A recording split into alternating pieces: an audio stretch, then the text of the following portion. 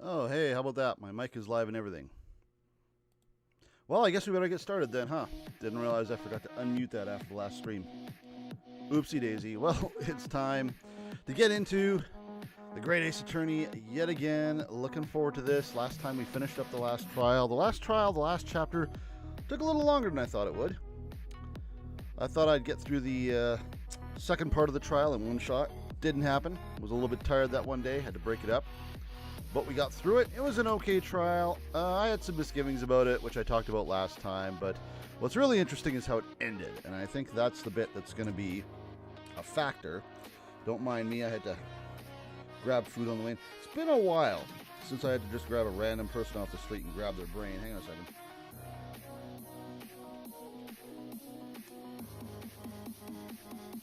It was a little cold out, so I had to nuke it. Microwaving brains doesn't do a lot for the nutritional factor, but sometimes you don't have a choice. Let's see here.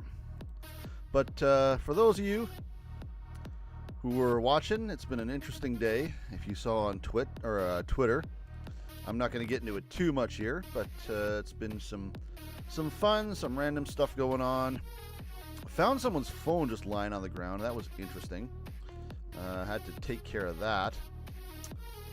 Oh, I got to take care of a bunch of stuff here. Okay, I'm just going to kill my YouTube chat feed in the stream here because yesterday we finished up with Corpse Party on Twitch and I changed things around so I had the Twitch chat active. And that was working and that was great and I was super proud of myself. And now I've lost how to do it for the YouTube because I put it in the same browser instead of making a new one. Hang on, I might be able to fix that.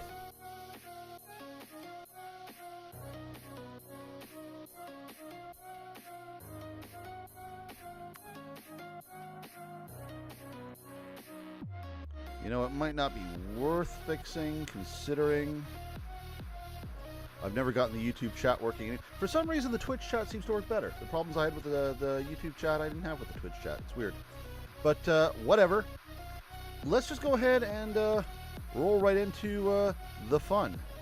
Let's make it happen. Let's get this going. It is time for the Ace Attorney Chronicles. I'm going to make sure all my levels are working well. Everything seems to be going okay. I've had a little habit from the last few streams of just talking and not realizing that the audio's not working. And because there's usually not anyone here at the beginning, no one's going to tell me. Speaking of nobody here being here at the beginning and other streams, I have edited the first stream I did of Corpse Party. Everything seems to be okay. Let's see. That was a little bit quiet. The audio for the game is a little bit quiet. Let's turn that up. All right. That's reasonable. Anyway, what I was saying is that I have finished editing the stream, the initial stream I did for Corpse Party. So I'm going to get that uploaded soon. From the look of the channel in the last week or so, you'd think all I played was Ace Attorney, because it's just been a few Ace Attorneys in a row here as I've been skipping some other stuff. I haven't actually been skipping it. It's just been over on Twitch and other stuff that's been going on. So hopefully you're following me there if you want to catch everything, but I will be uploading some of the Twitch stuff here. Not all of it. Melty Blood I won't be uploading because I don't really feel like there's a huge reason to. It's just, you know, random stuff I'm doing. The horror games, Corpse Party, Knock Knock, I absolutely will. The Bioshock stream I will not because it was scuffed as hell. So I don't think you want to watch that. I'm going to spare you it. But anyway, enough chatter. You didn't come here to listen to me yammer on for an hour. You came to watch me fail at video games, so let's get on it. The Return of the Great Departed Soul. Oh, one last thing. I keep forgetting. I'm trying to get a nice achievement run here, so I got to bring up my spoiler-free here's where the achievements are guide. This last chapter, this chapter right here seems to be where most of the remaining achievements are. Chapter 4 only has 2 achievements. And the last chapter only has 1. All right. Let's see where this goes. I'm excited. I'm excited. I want to see where this happens. I want to see the end game. Is that crystal? Where is it? Great Exhibition, Wheel, the Great Departed Soul. The grand Crystal Tower or end whatever? of the century Great Exhibition of London. Surely there is not a soul who has failed to hear of it. I didn't hear of it. Wondrous new works of culture Maybe I don't and have a soul. industry Shit. from every corner of the globe had converged on Hyde Park, welcoming over 50 million visitors. The last great hurrah of this century. Is this the thing that the Russian dude was Astonished and terrorized? delighted I'm still waiting people for of the payoff on all that. nations, and ended on a note of resounding success. But Dun, dun, dun. as regards to the terrible catastrophe that occurred during the festivities, Not very catastrophe. few are aware my friend Mr. Herlock Sholmes had a hand in unraveling the matter. You mean Sherlock Holmes? For from the shadows, it was he who earnestly unearthed the facts of the case. Oh, look at that guy just having a nap. And like the centerpiece of the Great Exhibition, which rose high into the skies of Hyde Park, Sholmes's brilliant deductions, as clear and lofty as It the is the Crystal Crystal Tower Tower. itself, brought the truth to light. I'm looking at it, it kind of looks like the Eiffel Tower. It's like, we don't have that in London. That's not what that is. We're here at the showground of the Great Exhibition, Oh. which is absolutely packed with people. So it is. Oh, I'm playing. I'm progressing the text. What's going on here? The weather is unusually fine, and we're about to witness a most extraordinary scientific experiment. You know, it'd be great if the game could just voice everything and give me a break for the rest of it, you know? That'd be fine. Oh, who's this doofus? Ladies and gentlemen, the 20th century will see steam engines and electrical power dominate the world. I miss Hosonaga. Where's he? He's got to come around. Horse-drawn carts will give way to the motor car. Ships will sprout wings and take to the skies. He's not wrong. And today, we showcase even more advanced technology. A glimpse into the future. A Teleporter. world first. A demonstration of my super high voltage instantaneous kinesis machine. I feel like you're the one who's going to die, even though the one we saw was in a suit. Maybe it's the dude on the left. The hell is a kinesis machine? You're going to teleport things or levitate things or what the hell? A man will literally be disassembled by a pulse of high voltage electricity and beamed to another location. Oh, they actually did make a teleporter. Damn, I was looking at this thing like you're going to wage war on another planet? What the hell? Whereupon his body will be reassembled by a series of complex calculations exactly as it was before.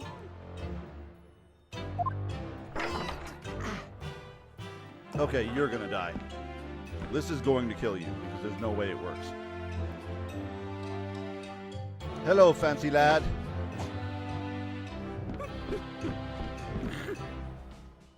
In but a few moments from now, I'm going to call this guy Broccoli Top, not Carrot Top, this Broccoli gentleman will, Top. in the blink of an eye, complete an incredible journey through the air He will not. to arrive an instant later on the Crystal Tower behind you. Maybe there's going to be a magic trick. Maybe he's got a twin brother and this is some sleight of hand. Also, if the game could stop being choppy, that'd be great. I checked my CPU. It's reasonable. Stop dicking. This one, yes. Woo! I'm going to try to fix that while this goes nuts. Yes, Steam-powered teleporters. Yep. Reminds me of Bioshock again. Oh, hey, look. It failed. Just like Simon says. please, that's not what I wanted. This guy's a mood.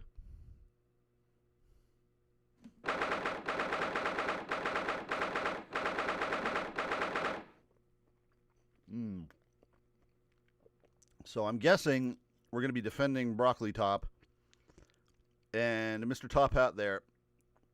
Budget Eggs Benedict is probably the dead body. Oh, I better finish this brain before I have to start doing voice acting.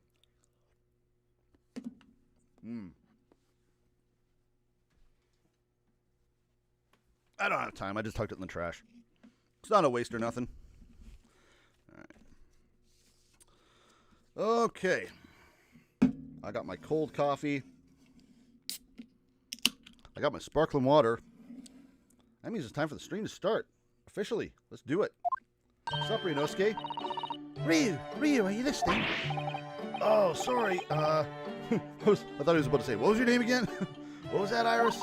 Are we in the present now? Hopefully this isn't another flashback case. What's the matter with you? You've been miles away all morning. Is Susato still not here? She's off in Japan still? Didn't you like what I cooked for breakfast? No, that's not it at all. I love burnt bacon. What were we talking about again? Today's paper. It's full of news about the great exhibition again. Oh yeah, the great exhibition. I'd like to go sometime. Yes?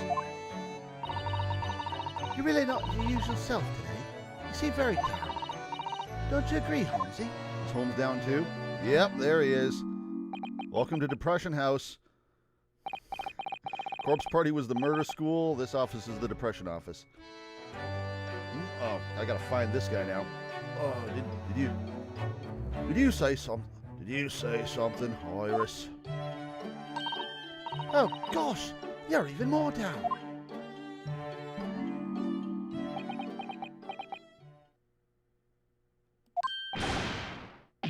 Now he's... What the... You just did like 5 things, dude. This son of a bitch. When did you arrive? When did you... Ah, come on. Holmes, find him. Let's see. Gotta find a sort of a stereotypical English accent. There we go. There we go. Oh yeah, we're gonna make it higher. There we go. When did you arrive, Mr. Naruto? Don't I live here? I've been here for about half an hour already. We had breakfast together. God, you're the memory of a goldfish. What? Why didn't you mention it before? I thought you might have known I was here. You know, because breakfast, here I am standing fully within your line of sight, stuff like that. Iris is quite right. You're clearly lacking in vim, so much that I didn't even notice your presence. Thanks. Of course, I could deduce the reason perfectly well with some simple observations.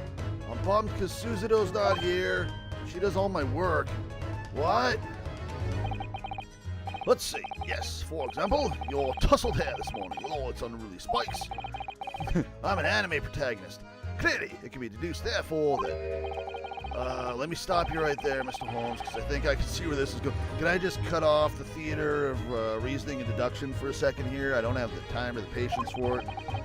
I lack the crayons to explain this. My hair always looks like this. It always has. Ever since we first met, I said I'm an anime protagonist. Oh, really? How interesting.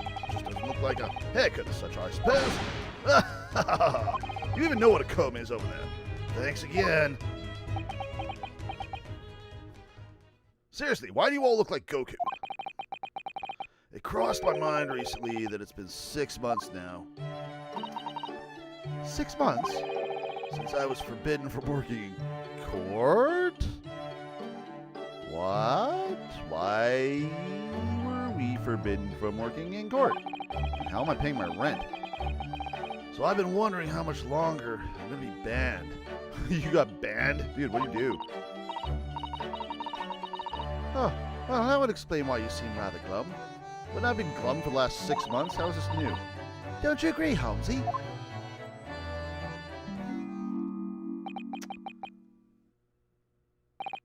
Are you going to pop off again? Mr. Naruto, when did you get here? Back to moping. Where's your violin?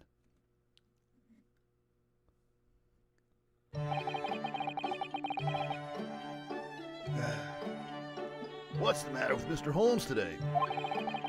He seems even more down in the dumps than me. I know, and the great exhibition is open. You think you'd be excited.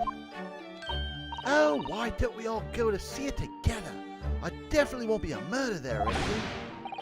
I want to, of course I do, but I can't. Not for the time being. Why not? Why not? Why not? Because I'm a great detective after all. So you're embroiled in some tricky case that you can't be distracted from, is that it? I don't remember hearing that you're working on a case, Holmesy. Busted. I suppose I should try to find out what's going on.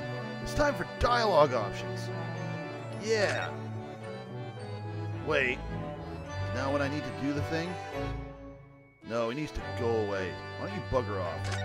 Yeah, I want to find out what got me banned. What did I say? Or am I just banned on Twitter? Half a year ago now, I took on the defense of a young girl in a trial heard at the Old Bailey. Well, let's see if this is a flashback. What at first seemed like a simple case of murder that took place at a London pawnbrokery. Oh, wait, no, never mind. This is Gina. Turned out to be one part of a much more far-reaching plot that involved the British government. Or maybe we're going to have a flashback on what happened that got me banned. Nothing about that trial should have got me banned. During the course of the trial, it was found that I made it... Oh, is this going to be about... Susanoo! Susanoo, is this your fault? Are you to blame for this? Is this your stupid cat door?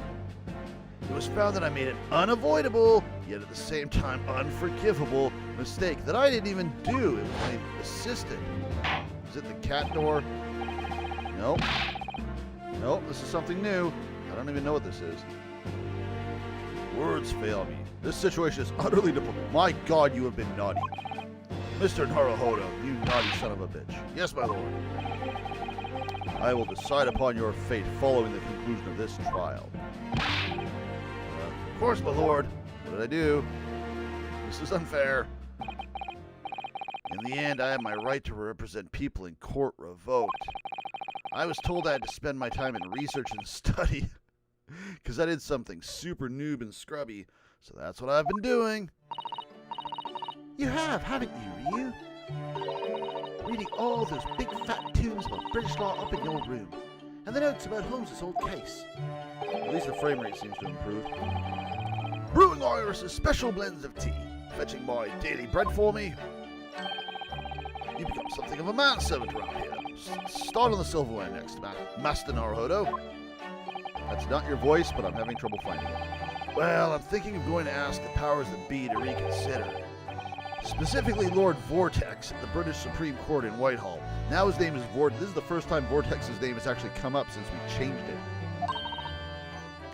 Lord Vortex? Ah, the delightful Lord Chief Justice. Not my favourite fellow. He's not mine either, but he's the man I have to talk to. He's the only one who can grant permission for me to start working in the courts again. I came to Britain to become the best lawyer I could. I can't do that just sitting around here. I can't be the best lawyer I can be if I'm not a lawyer. The whole of London's been swept up in this great exhibition, hasn't it? The most advanced science, the most modern technology, the finest works of art, feats of engineering. They even got a teleporter that runs on steam. For the next 6 months, our capital will be showcasing these things, and the world will be watching. Rapture, eat your heart out. Oh, you know what I'd like to do? I'd like to look down on London from one of those lovely balloons doing my pearl pose. I haven't seen this animation before. Hey, Pearly. Look down on? Do you mean those things fly? Yes, of course. They fly high in the sky and don't even need wings to do it. All you need is hot air. So you should be able to power one all by yourself. But how? How does hot air have anything to do with flying? That makes no sense. I can't understand it at all. And that's why you're a lawyer and not a physicist. That's true of a lot of new scientific discoveries. Most people can't understand it at first. But in 100 years' time, all these things will just be common knowledge. I suppose they might be. Mind you, some of the science being demonstrated seems very questionable. You should have seen the cutscene at the beginning of this chapter. Holy shit. Something went wrong on the opening experimentation stage yesterday, apparently. There was a huge explosion. Still, I wish I'd seen it, though. I'd love to see how bad some of these scam experiments really are. Says the innocent 10-year-old girl, who's also a doctor. See here, every page of this paper carries some article or other about the great exhibition. But the brighter things shine, the darker the shadows that are cast behind them. That's not actually how light works, but alright. Personally, I find myself drawn to the darkness, to the impenetrable. That is my proper atmosphere. Well then, evidence all ready. Something tells me I'm gonna get to be a lawyer again. Thanks for the newspaper. Shadows cast behind. Is that a metaphorical way of referring to the back page of the paper? Should I be reading that? Should I be reading it right now? Already? Hey, look at that. Hey, look at the dude. Let's just read it. I was going to say Susan the Toad's not here to talk to you, but never mind. Hi, Iris. Every article on the front page is news about the great exhibition, public experiments to demonstrate brand new scientific discoveries, cultural exhibits around the globe. Apparently I have a teleporter. I can just go back to Japan right now. Screw you guys. It's also positive and hopeful about the coming century. We must all go to see it properly before too long. Is this guy? Nope, that's it. That's all I got. That's the whole of this. But, oh, really? That seems like an article of interest. Somebody lost a cat. Holy shit. Damn. So many glowing reports about the great exhibition and everything that's going on there. Other than this rather gloomy looking one, that is. I know, lost cat. Damn. Wait, what? What's the matter, Ryu? The Reaper attacked. That's Lord Van Zeeks. That must be what Mr. Holmes was talking about. He lost his cat. Is that oh, that didn't get updated? Really? Newspaper, blah, blah, blah. Okay, we're just going to look at it and call it a day. There we go. Let's talk about the gloomy mood that you're clearly no longer in. Are you investigating a particularly tricky case at the moment, Mr. Holmes? You can say that, I suppose. Nothing more to add. That's not like you. He's probably investigating the Reaper thing already. What sort of case? Shut your mouth. Quiet, Mr. Naruto. STFU. We must not discuss it here. You never know who might be listening. You're acting very strange, Holmesy. What do you mean, Iris? I can never tell with this guy. Well, usually, we can't shut him up. The more mysterious and complicated a case is, the better Holmesy's mood. Busted. Again. Is it really a case that's bothering you? Iris, please, you mustn't exercise your astute powers of observation and deduction on me without invitation. Let me distract you with my JoJo pose. Remember what I always say. Put yourself in the shoes of the individual about whom you're making deductions. Like I never do. You say that, do you? You, Mr. Holmes? Never mind. Once I've had a cup of tea, I must make my way at once to the crime scene. After I have a nap. That was a deep sigh. Alright, let's talk about this that's clearly irrelevant. It says in the paper that Lord Van Zeeks was attacked. That's terrible. You know the legend of the Reaper of the Bailey, of course, don't you? Only too well, in fact. Uh-oh, why? Is Gina already dead? It's been 6 months. Yeah, Prosecutor Baron Von Zeeks. God, I love his fashion sense. They say that if the Reaper is the prosecutor in a case, there's no salvation for whoever's in the dock. Has he been doing nothing because I've been banned? Did he just lose interest and he's just been sitting at home playing Game Boy games? Even if the defendant is found not guilty. Yeah, that was pretty rad fire. Once the Reaper has someone in his sights, one way or another, that person's time left on this earth will be short. Did someone attack him out of revenge because they think he did stuff? London's finest rogues always find ways around the law. They'll stop at nothing to secure an acquittal at trial. Falsifying evidence, paying sham witnesses, threatening jurors, bribing judges. But even such devious tactics as these cannot save them from the hand of the Reaper. As you've experienced yourself, haven't you, Mr. Naruto? Why are we talking about this? Did something happen besides Magundal? Yeah, I've seen the Reaper's retribution at work. Many of these criminal rogues are reckless and quite unafraid to die. For a leader among their fraternity is seen to have been taken by the Reaper. Retaliation like this does occur. Okay, so it's like I can't remember actually if I just thought it a moment ago or if I said it. Did someone attack Van Zeeks because of a death? Like there was someone who was found innocent but they died, and some mourning relative or associate blamed Van Zeeks because of the curse. And like, it's your fault, and that's why he got attacked. Is that what happened? Really? The capital has a never-ending supply of such scoundrels. So, do you mean Lord Van Zeeks has been attacked like this before? This isn't the first time? Good question. He's quite an accomplished combatant, you know. he doesn't take these attacks lying down. He kind of fights like Alucard from Symphony of the Night.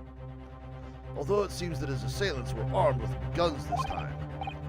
Oh my goodness! Is he alright then? Is Lord Van Zeek's hurt? My dear fellow, how another one I know? Well, you're useful. Well, in the article here it says, as to what Lord Van Zeek's in his condition, all will be revealed in tomorrow's morning edition. Ah, I see. Well, we shall have to be patient then. Employed to sell newspapers. I can't wait until tomorrow. He's my racist hate buddy. In that case, you shall have to inquire with someone in the know. But who? That's supposed to be you. Lord Vortex, perhaps, who I wanted to talk to anyway? Lord Vortex. Are the rest of the Combaticons here? Well, I must be leaving now. Yep, understood. See you later. Ha! You really are a shameful liar sometimes, my dear fellow. What? You seek to put me off my guard and follow me, don't you? Well, you'd be wasting more time. The thought hadn't crossed my mind. Now I'm wondering where you're going. Is this reverse psychology? I hate you that worked. Well then, see you later indeed. Peace out. Listen to him. He's still laughing on his way out the door. The hell is that? All right then, Ryu, let's get going. Where? To the circus? What the hell is wrong with you? What? Hey, is this like your... Huh? I have so many questions. God. This reminds me of the Sora reveal. It's like, Iris, you do know that this character is copyrighted, right? Disney's gonna be pissed. Iris, what are you wearing?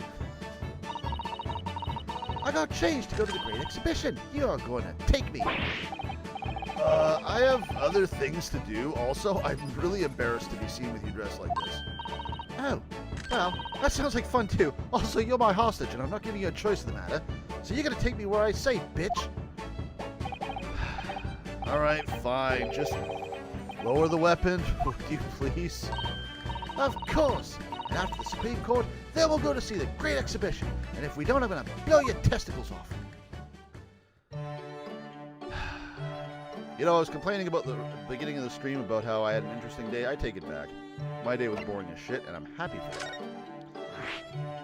A new location has been added. You know what? Let's go up here and look at shovel. Iris, you want to look at the cool shovel? Yeah, that's right. This is fun too, right? You want to hang out here? Iris, look at this thing. What do you think this is? Is it a spade or a shovel?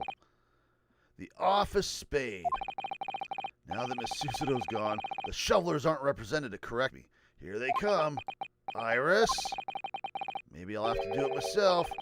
That's not a spade, Mr. Naruhodo. It's a shovel. Now I feel like putting up a poll on Twitter. What are you, a spader or a shoveler? Ah, so you're a spader, are you, Ryu? What is this, a sports team? What, you want to battle it out? All right, I'm not going to argue with a native English speaker who has some kind of gun. All right. I don't think I have to worry about other achievement crap for a bit, so I've done it. I've looked at the, I think a visit to this place could be a good idea. Oh, I thought that was just default text, and I was going to say, let's go to Holmes' suite. Does that sound interesting? All right, let's go talk to Vortex.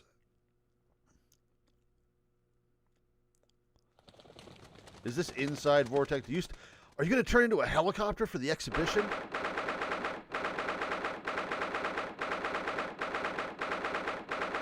It's the big finish on the final day. They're just going to form Bruticus.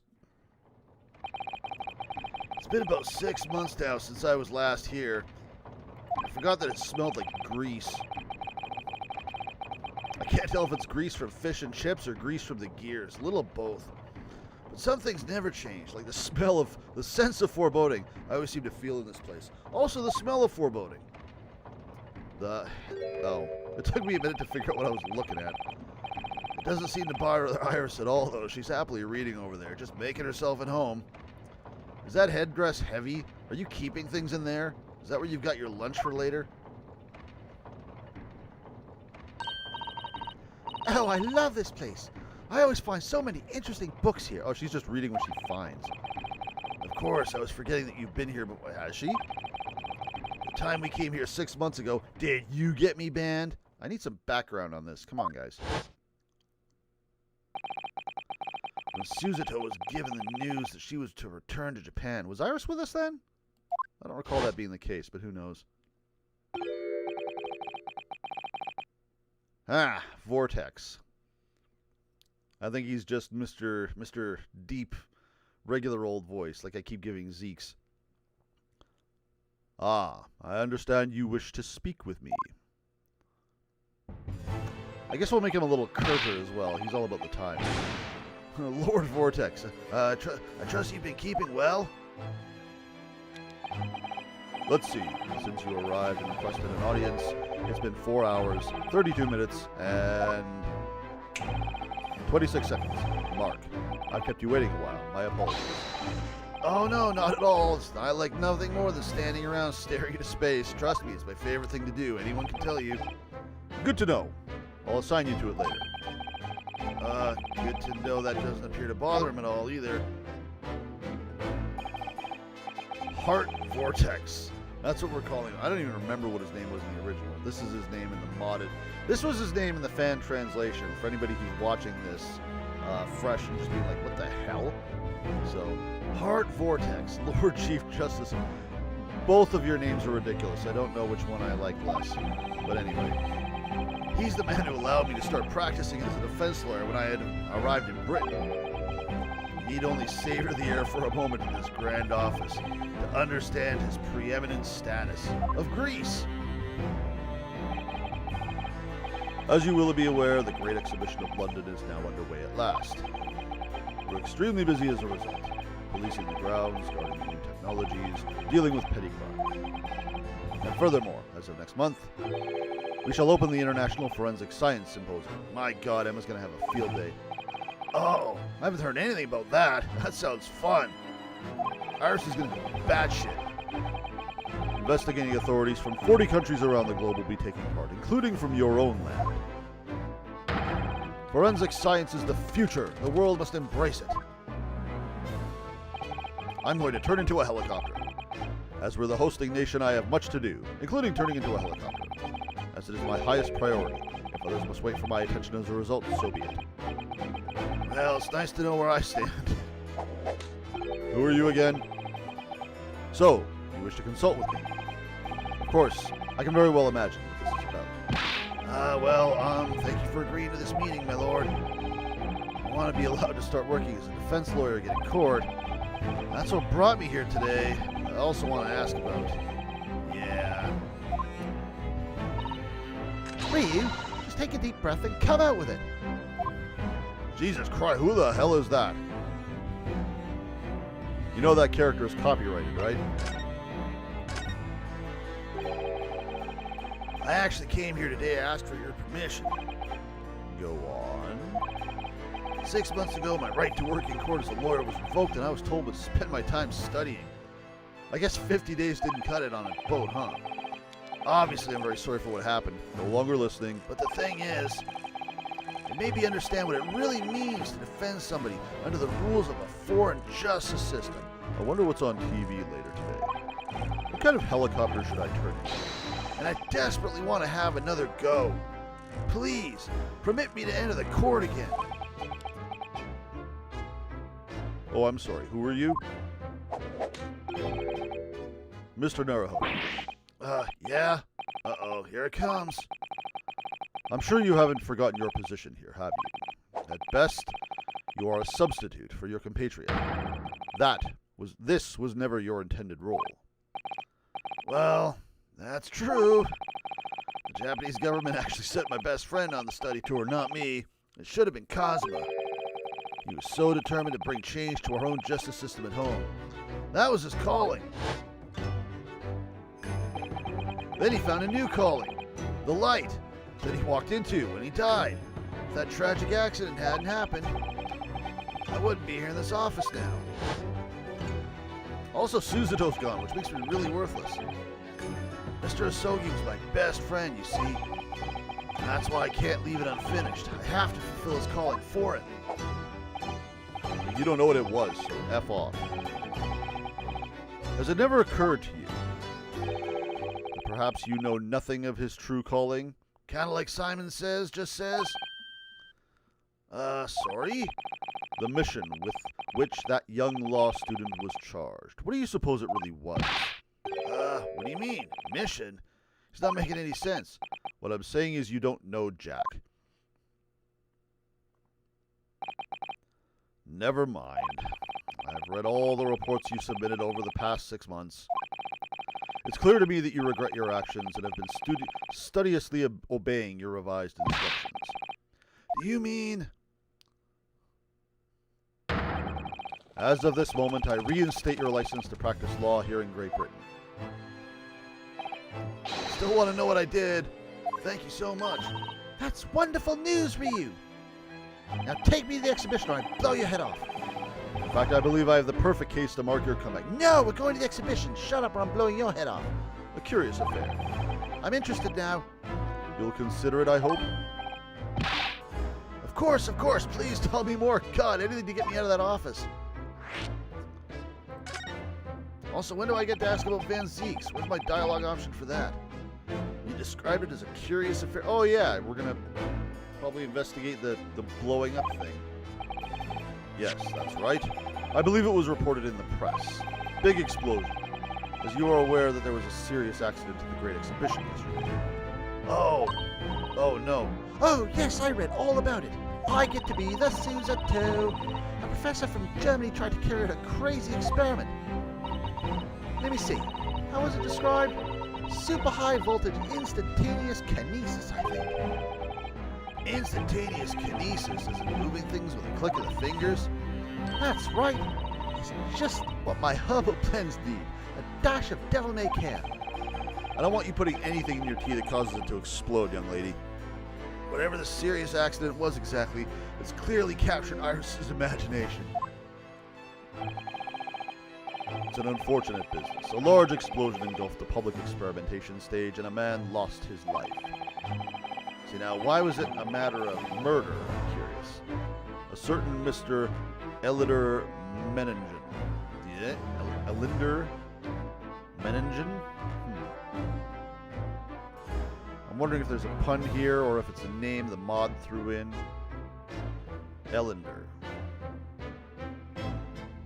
If there's an obvious pun and I'm making myself look stupid, I'm sure I'm going to hear about it later. An investor and a well-known figure in society. A large explosion. A man died? Oh, suddenly I'm not interested anymore. I love big explosions, but I keep forgetting they can hurt people. The man responsible for the experiment was Professor Benjamin Dobinbo. I'm pretty sure that actually is a name that was inserted. Professor Benjamin.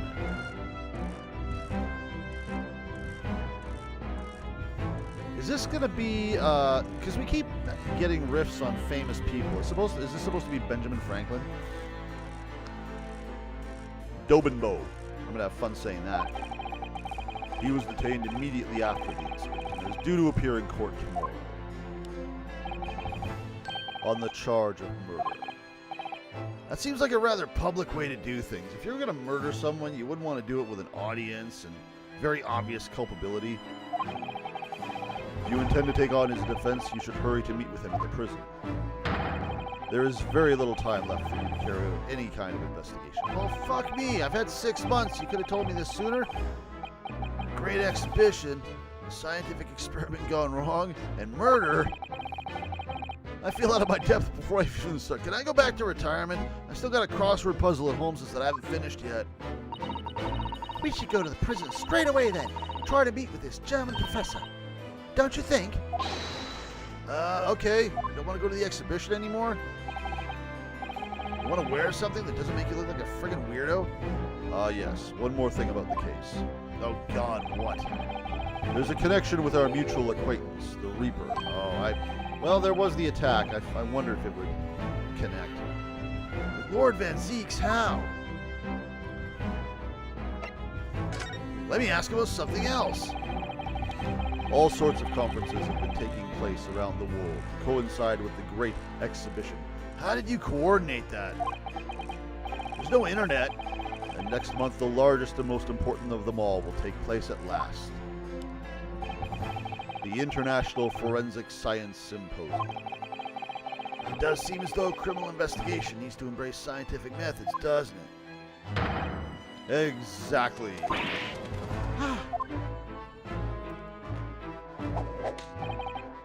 London, the global epicenter of culture, science, and wealth, now has a population exceeding 6 million. Sadly, crime in the capital is growing at a similarly startling rate. So it's imperative that we use the latest scientific methods to investigate and resolve cases as efficiently as possible. We're going to add gas-powered video cameras to every corner. With what is known as forensic science, isn't it? How come every time I say the word forensic science, I just imagine him giggling? Exactly, the future of policing. Iris is loving it. Never mind Emma, Iris is just like, just forgotten everything. Regrettably, however, Britain is currently dragging its feet when it comes to the adoption of forensic methods. Oh, that's alarming. Who's leading the way exactly? Exactly. It's extremely alarming. Iris! Settle the hell down. I know we're talking about science, but geez. If I were Her Majesty's Attorney General, you can be sure the number of crimes committed and resolved in London would be very different to the current figures. And I can cite 12 solid arguments and 223 individual reasons to support my claim. Sorry. By way of apologizing for keeping you waiting earlier, I shall detail everyone now. I thought you were busy. I'd rather see you turn to a helicopter. Can I say, oh, how fascinating. Ryu, you sit your ass down. We're listening to this. It all began 15 years ago. Okay, now it's time for me to pretend I'm not listening. Do I have a pocket watch I can fiddle with? Never mind. I'm just going to go into a trance now. This is actually much more enjoyable than listening to you talk. 3 weeks later. it's the JoJo meme. 1 year later. And that more or less sums up my feelings on that. In the simplest of terms, of course. Yeah, it doesn't get much simpler than a whole bunch of ellipses. Essentially to formally establish a forensic investigation division within Scotland Yard. That is my mission. Headed by Iris. Oh yeah, that's wonderful. Who are you again? Exactly. Wonderful is precisely what it will be. No, Iris isn't even listening anymore. Iris isn't paying attention at all. She's read like 3 of those books already.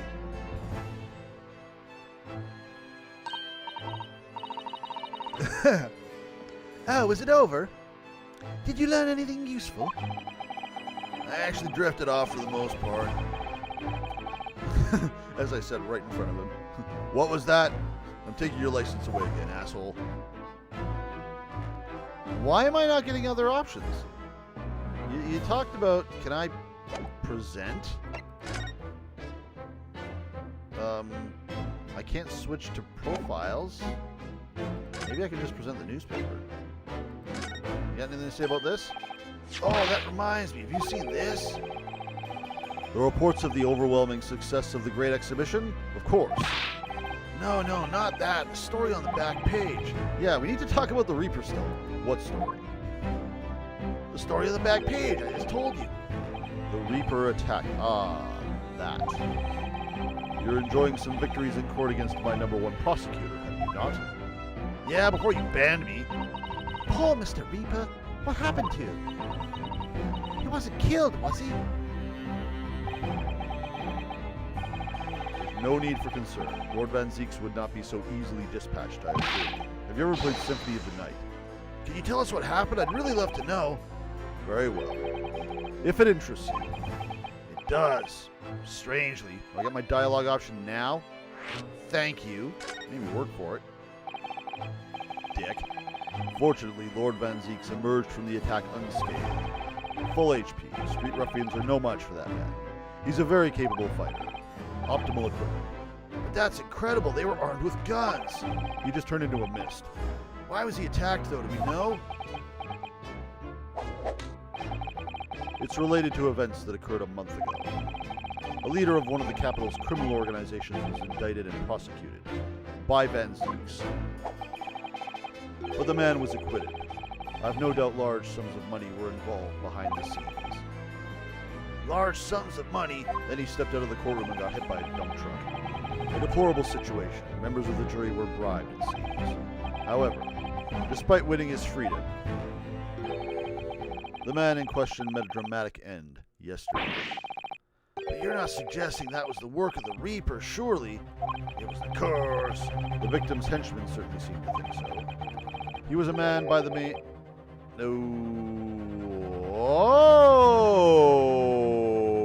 Okay, that's how this factors in. All right. Things starting to get a little bit interesting. Hang on, I forgot I have a snack here. Per the weirdness of the day, I haven't had much chance to eat. And that brain was getting cold, so now I'm just going to have snacks. Mr. Elinder Meningen. So the guy who died was prosecuted by Van Zieks a month ago. Is that the way it works? Why did this guy volunteer to get teleported? You couldn't pay me to get in that thing. I don't care if it didn't run on water. That's the man who died in the big explosion at the Great Exhibition. Yes, known publicly as an investor, but in reality, the head of a significant criminal organization. See, if I was the guy running this thing and I knew this guy had been prosecuted, I wouldn't want to get within 20 feet of him, because as soon as he dies and he's going to die, I'm going to get wrongly accused. You've been prosecuted by Van Zieks? See ya. Unbelievable. I wonder. Could I ask you something, Lord Vortex? Try me. Why do you use Lord Van Zieks as a prosecutor when people clearly get killed Every time he goes into court? Like, doesn't that make you a murderer? Shouldn't we be prosecuting you? all the criminals who manage to get off in court that meet with the mysterious ends outside the courtroom? And fearful of that fate, they seek to strike at Lord Van Zieks first. I know there's no evidence that he actually is the Reaper in that sense, but still, something's clearly going on here. And you're kind of helping. I have Van Zieks work for the prosecution service for 2 reasons. Firstly, the man is the best prosecutor in the capital, bar none. And secondly, he has impeccable fashion sense. My God, have you seen him? Any deaths of criminals that have occurred outside the courtroom following his trials are nothing to do with him. But that doesn't make sense. How can you explain the way so many men have died if not by someone's hand? Van Zieks may have earned himself the moniker of the Reaper, but he is no killer. There's that word again, earned. Earned it. Burton earned. E. So he will continue to prosecute on behalf of the Crown. Unless he wishes otherwise, of course. Yeah, how does he feel about this? Well, I must be leaving for my next engagement. I'm very late after that big talk. I'm glad you had a good nap. Exactly. That's how long he... Is this how long he talked? Is this how long I had to listen to this son of a bitch talk about how much he loves forensic... Are you Emma's ancestor? Seriously. You have fingerprint powder on you right now. 11 hours late. My God, I slept for ages. That meeting has already started when I arrived back here for this engagement with you. And then I talked for half a day, so God. So lateness was inevitable. Time stops for no man. I don't know, with all the JoJo characters around here, someone here has to have Zawardo. I'm sure it stopped for me during those 12 solid arguments and 223 reasons that took you 11 hours to tell me. Oh yeah, where would I find Lord Van Zieks now? I would assume he's at his office. I get to visit his office? Sweet. Right, I'll go and ask. At first glance, I read that as right. I'll go and attack him in person. Dude, no. He takes on people with guns and doesn't get scratched. This is not a smart idea. I'll go and ask him about the attack in person. I want to get this straight from the horse's mouth. I hope he doesn't throw bourbon at me. Away with you now. I'm leaving Professor Dubinbo defense entirely in your hands. Oh, of course, yes. Thank you very much, Van Zieks. Dubinbo, Dubinbo, Dubinbo, Dubinbo. Let's boogie. New location. So we'll go and visit. Probably Broccoli Head is there. Or Benjamin, I guess. Benjamin Broccoli Head. That's his new name. Let's check out the prosecutor's office. Whoa! Wait a minute. What? Is it just me, or is this Damon Gantz's office? Damn, the prosecutor's office is old as hell. Seriously. This is Damon Gantz's office. Literally, I'd have to go back and look at Damon Gantz. Hang on a second. Fuck this. I'm looking this up right now. I want to see how close this is.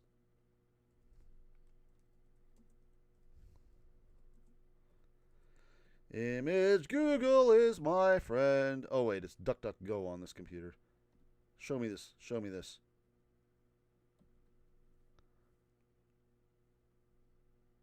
Close. Oh, that is actually it.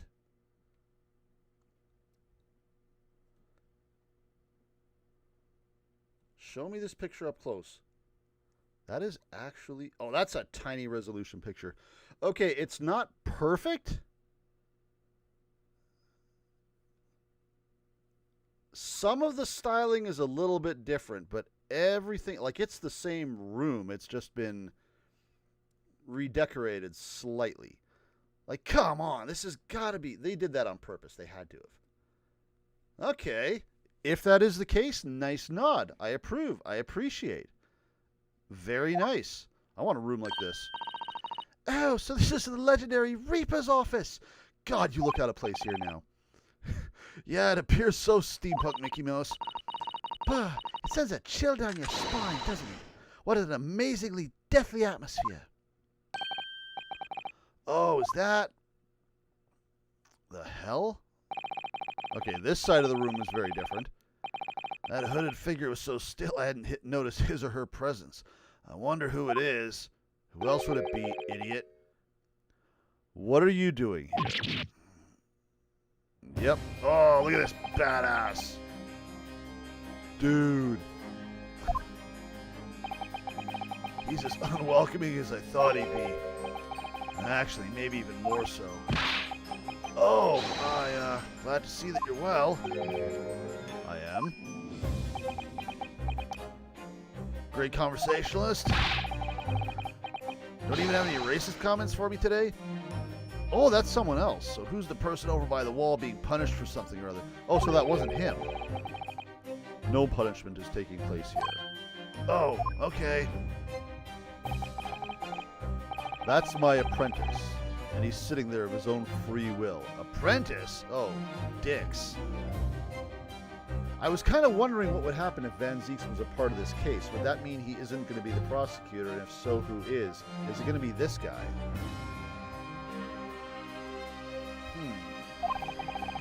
I didn't know you had an apprentice. You've been gone for 6 months. What the hell do you want? It must be the same person who was pictured in the newspaper. Oh, is it? Oh, I thought that was the... Oh, well. I guess they wouldn't have a picture of the assailant unless they knew who it was, right? Fair enough. Is that literally what his... Like, his... Yeah. The dude looks like? He's very able in combat. A requisite skill for anyone under my tutelage.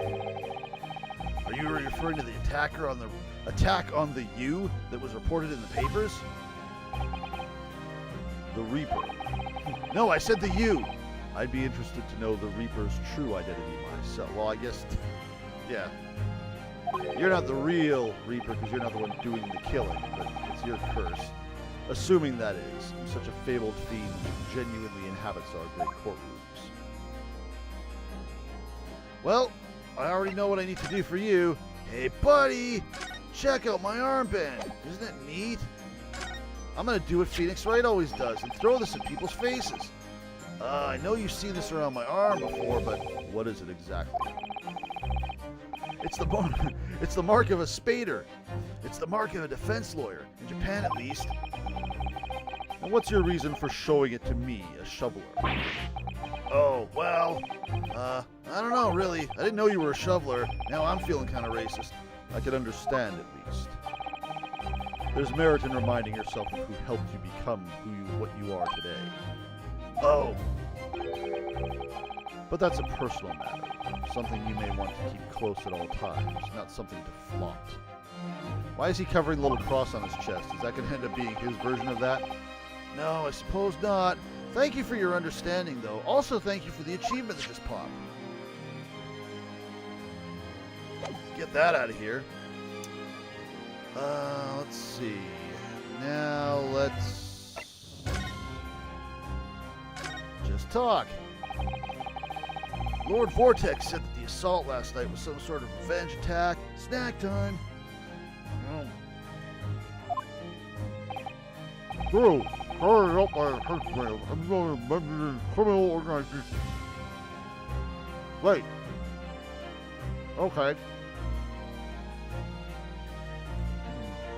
Not only was my mouth full of food, apparently this text box was full of letters because it's spilling off the side. Elder Meningen must be a name that got changed by the mod, because that would be what caused that. That looks really silly now. Their investigation means their arrests were imminent. Presumably some hoped to kill me before that happened. Elinder. I'm going to say Elder. Elder Meningen. He's always masqueraded as one of London's most powerful financiers, a global investor. But his enormous wealth came to him by underhand means. Underhand means, not underhanded, via his criminal activities. Why are you English so bad at English? And he used that money to buy himself a verdict of not guilty when he found himself in court, didn't he? Just like McGundle. Being prosecuted by you, Mr. Reaper. Well, the man got his comeuppance in the end. Yesterday, in fact, in extraordinary circumstances. It was a most unusual cause of death. Yeah, no kidding. Failed teleporter is not something I usually see on an autopsy report. I know about that. It was super high voltage instantaneous kinesis gone wrong. You got kinesis into a wall. Have you played Corpse Party? It was kind of like what happened to Mayu. Mr. Meningen died when the demonstration on the public experimentation stage ended in an enormous explosion. Correct. And you think I have some kind of divine ability to cause an accident like that to happen, do you? If you did, would you tell me? Because that would be awesome. Well, no, that does seem a little far-fetched. Rad as hell, though. If this man really is the fabled Reaper, then he has to be innocent of this particular death at least. Just out of curiosity, where were you? It's strange how this has worked out, isn't it, for you? I mean, what with you taking on the Professor's defense for the trial tomorrow, did you have to mention that in front of him? I knew it. That was going to be news and bad news. What? You're going to be defending him? Oh yeah, that's right, though I barely know the man's name yet, to be honest. It was Dodimbo or something like that. Dabimbo? Doobie? Benjamin. Yeah, Benjamin Franklin. I mean, Dobie Bobie. Doobie Boo. Dobinbo. Yeah, oh, sorry, right, Dobinbo. Yeah, I got it. That's right. Do you know him by any chance? Of course. I know everybody. He's a contemporary of mine. We were at university together. What the hell university do you learn teleportation and law at? What? That's the name of the university. The Great British University of Teleportation and Law. I'd understand that Professor Doobie was from Germany, though. Does Doobie sound like a German name? Dabinbo's from a respectable British family. After graduating from the University of London of Law and Teleportation, he moved to Germany to carry out research, that's all. So you were students together. I was in the Faculty of Law, of course, and he in Science, so our paths rarely crossed. But curiously, we got along, though I've not met him since my university days. Okay, so he's not really a contemporary, you just kind of know him in passing. I certainly didn't expect our next encounter to take this form. And with you, of all people, representing him. Look at this dude. Can everyone stop being JoJo for like 5 seconds? This is Britain, not Tokyo. Only if I make it out of this office alive. I'm imagining just tearing your heart out and crushing it in my hand. Also, what the hell is wrong with my fingers? Who modeled this? He's actually been charged with murder, it seems. Yes, I know. Because the prosecution will be handled by me. So he's basically dead too. He'll die in the next teleporter explosion. By you? But you made it sound as if you and the professor have been friends. We are friends, it's true. But he's a murderer, so fuck him. Why would you do this? If the Reaper is the prosecution, there's nothing anyone can do to save him. He's doomed. He's going to get eaten by a wildebeest or something. What's Lord Van Zeek's thinking? Hey, make your apprentice do it. I want to see him. He looks cool. He's got a mask going on. What do you mean by what you said before? If you'd like to know the Reaper's true identity, does that mean... I'm a crown prosecutor and a mortal like any other. I'm no demigod. But they've all died, haven't they? The people you've prosecuted, I mean. Why haven't we... What happened to Gina? I haven't heard Gina's name in a while. What the hell happened to her? Did she get hit by lightning or something? Whether or not the trial ended in a conviction or an acquittal. Those I prosecute are the vilest wretches of our society. Excuse me, Gina, Saseki. People who without question deserve to be found guilty. The world is a better place without them. Throwing some real shade at Gina here, buddy. That's not true of Mr. Natsume, for example. He wasn't a vile wretch at all. Also, he got on a boat and got the hell out of London. The only reason he's still alive. No, it was Jeannie Bean. In fact, she's ever so hard working now. There we go. Now we're going to talk about Gina. Jeannie Bean. Jeannie Bean. Remember Jeannie Bean? I can't deny that since I encountered you, things have taken a turn. Oh, it's turning things around. It's all because of us. We're changing his life. I'm going to have another snack.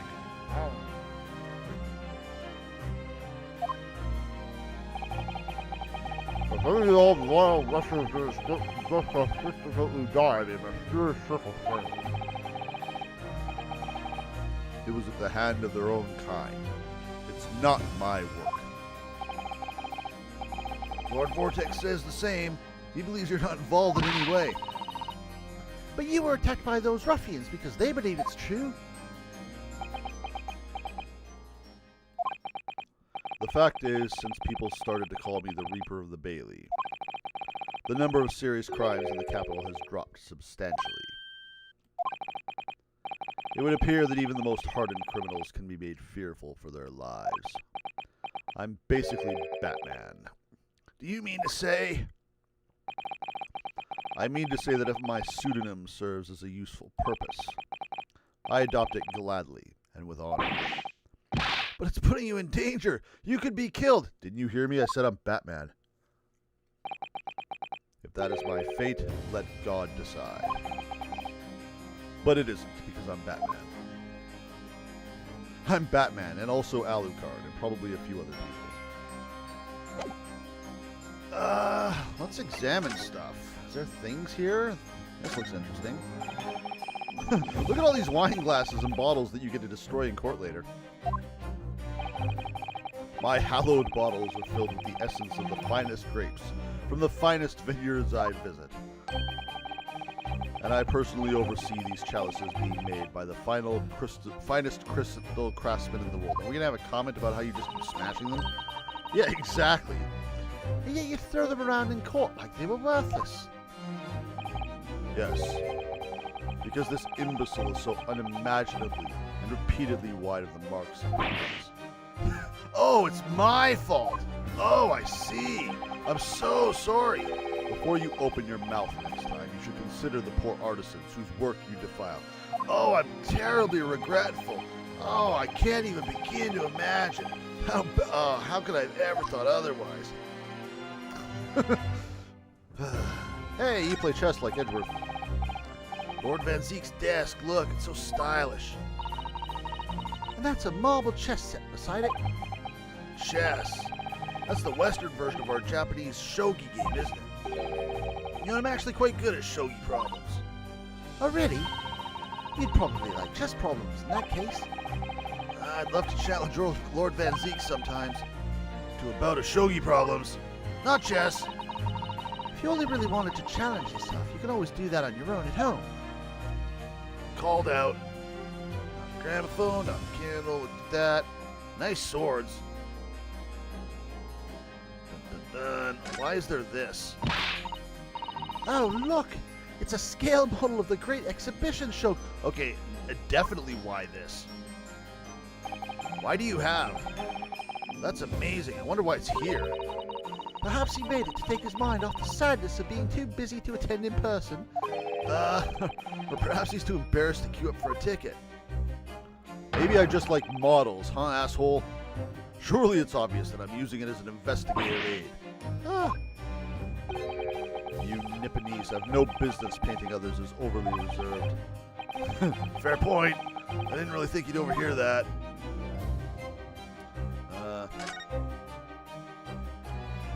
Who's this guy? That portrait really dominates the room, doesn't it? Is this like your dad?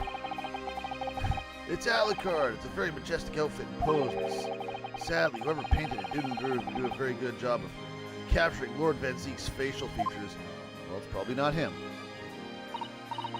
yes, you're right. I mean, it's not far off, but the artist has exaggerated his subject's handsomeness, I think. Ah, that reminds me. Is it actually him? I heard Emperor Napoleon of France ordered artists to make him look more attractive when they painted him. I'm listening to this. How vain. That's really not an attractive quality in a person. There is literally a bottle coming at you in 3, 2, 1. That portrait does not depict me. Surely that's immediately obvious. We're just here to piss you off, dude. Clearly. This is for all those racist remarks that you keep making in court. I'm just here to troll you. Who is it?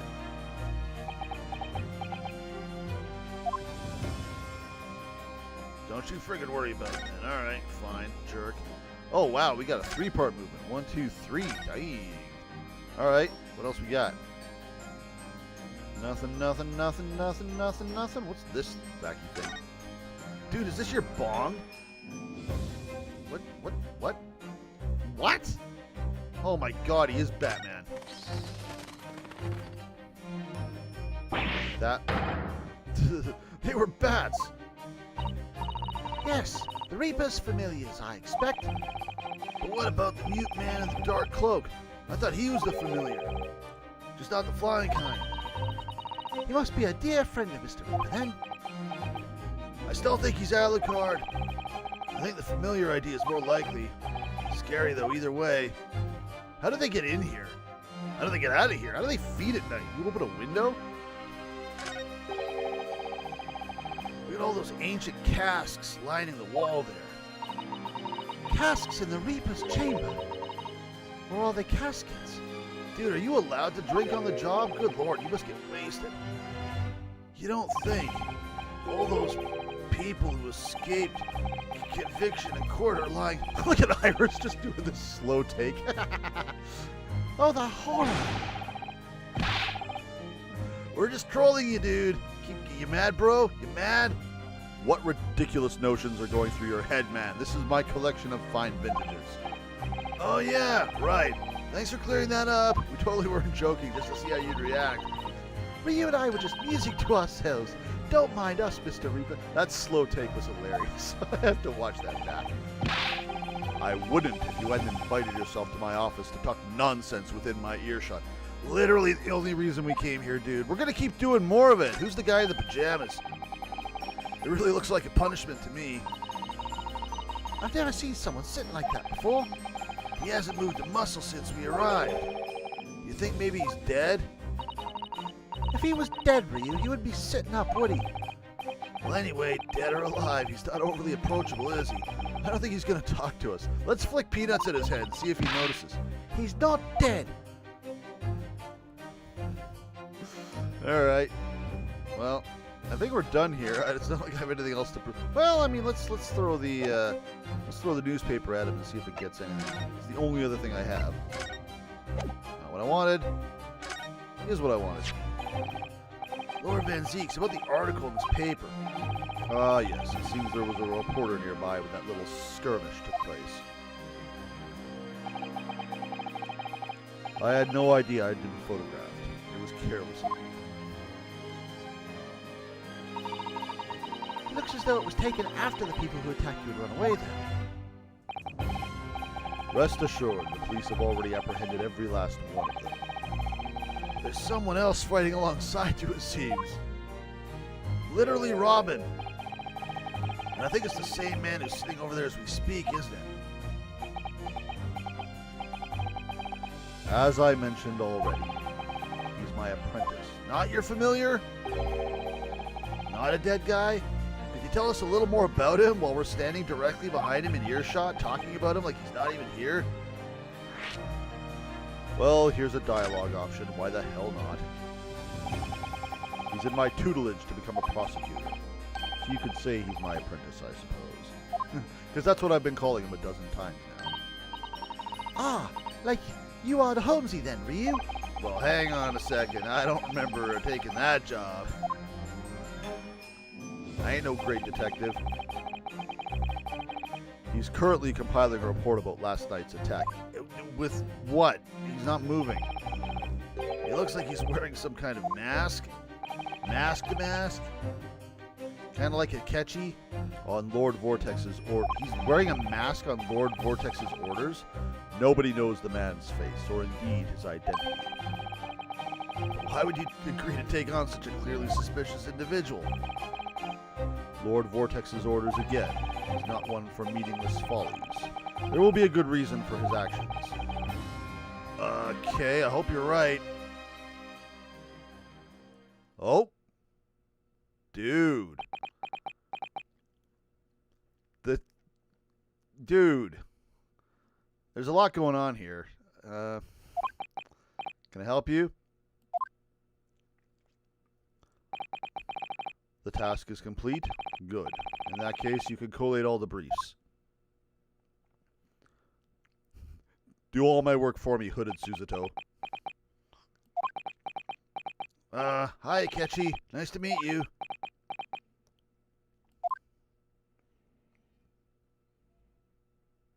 And he's gone. Back to work again. That was really strange, though. I still want to flick peanuts at him. I've never met the man before. I didn't even know he existed, and yet somehow it didn't feel like our first... Oh, you son of a bitch. You Okay. Who is it? Who is this bastard? Is it Payne? He's the apprentice prosecutor. He came here to learn how to not suck at his job. I mean, not Payne. Ouchie. Didn't feel like our first encounter. No wonder he's covered in a blanket. Otherwise, I'd be making tons of guesses about... Don't bother trying to converse with him. He says nothing to everyone, to anybody from outside this office. Is it the Russian ballerina? Is it Hosanaga? Seriously, who's this guy? Lord Vortex has strictly forbidden it. Oh, I see. Maybe it's fair play. I don't know. Why are you so interested in my apprentice? Is that a real question? Look at him. Oh, no, I mean, sorry. I didn't mean to. Watch him be a Sogi in some way. He faked his death so that he could get in here and be an apprentice to this guy. Well, no, I guess he was a defense attorney, not a prosecutor, but still. I wouldn't put it past this game to do it. The way he stood there so casually, yet with that flawless posture. Wait. Are we starting to have... It couldn't be... Are we actually theorizing that it's a Sogi? What? F the F off. No way. What is this? What is this bullcrap? Hang on. I need to review that. Why are you so interested in my apprentice? Oh, sorry, I didn't mean to. The way he stood there so casually, yet with that flawless posture, it couldn't be.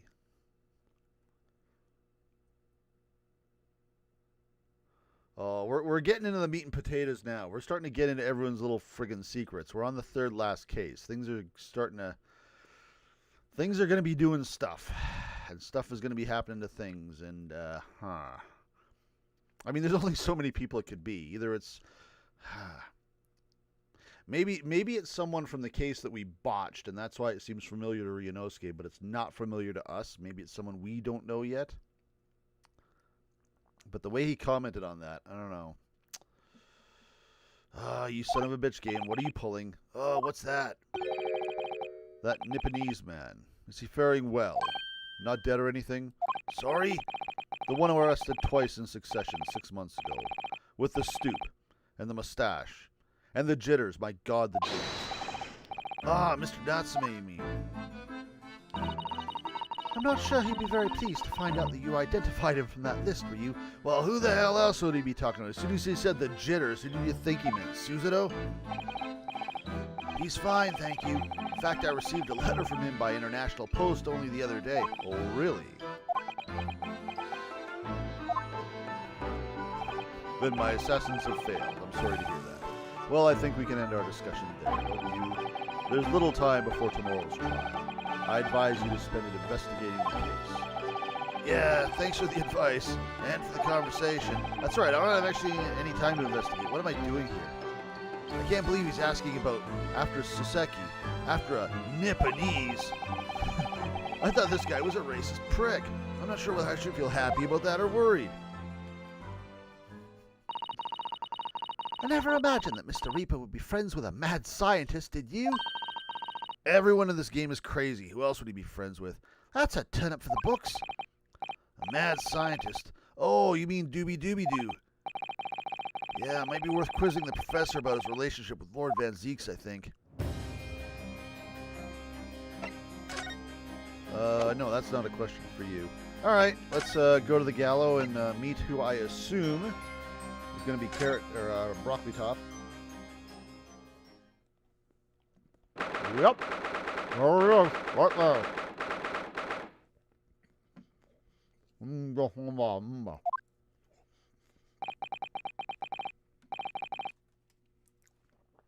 The warden said cell 11. Oh, it must be this one. It's the guy from the cutscene. Oh, there's someone curled up in a ball in the back corner. Look. What's his name again? The Bimbabobaboo? Excuse me. Doobie-Doo. Oh, I gotta come up with a voice for this bastard.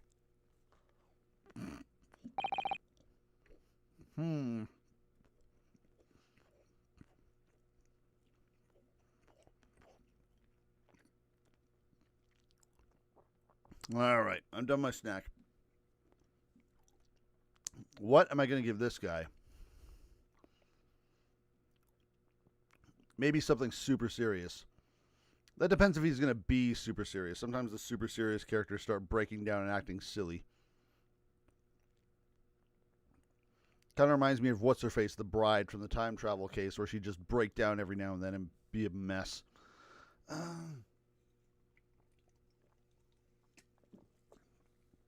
I guess we can just play him straight for now. We could also give him sort of the nerd voice, because Ouchie's not around. Yeah, let's give him a shade of pain. Who are you? Make him a bit rude. I'm a lawyer! Was it something I said? You interrupted my voice line. A lawyer, you see? Well, would you be here about the experiment? Are you going to defend my hypothesis? Your hypothesis? Sorry, I don't. Yesterday's demonstration. The magnificent demonstration was. It was there no success by anyone's calculations.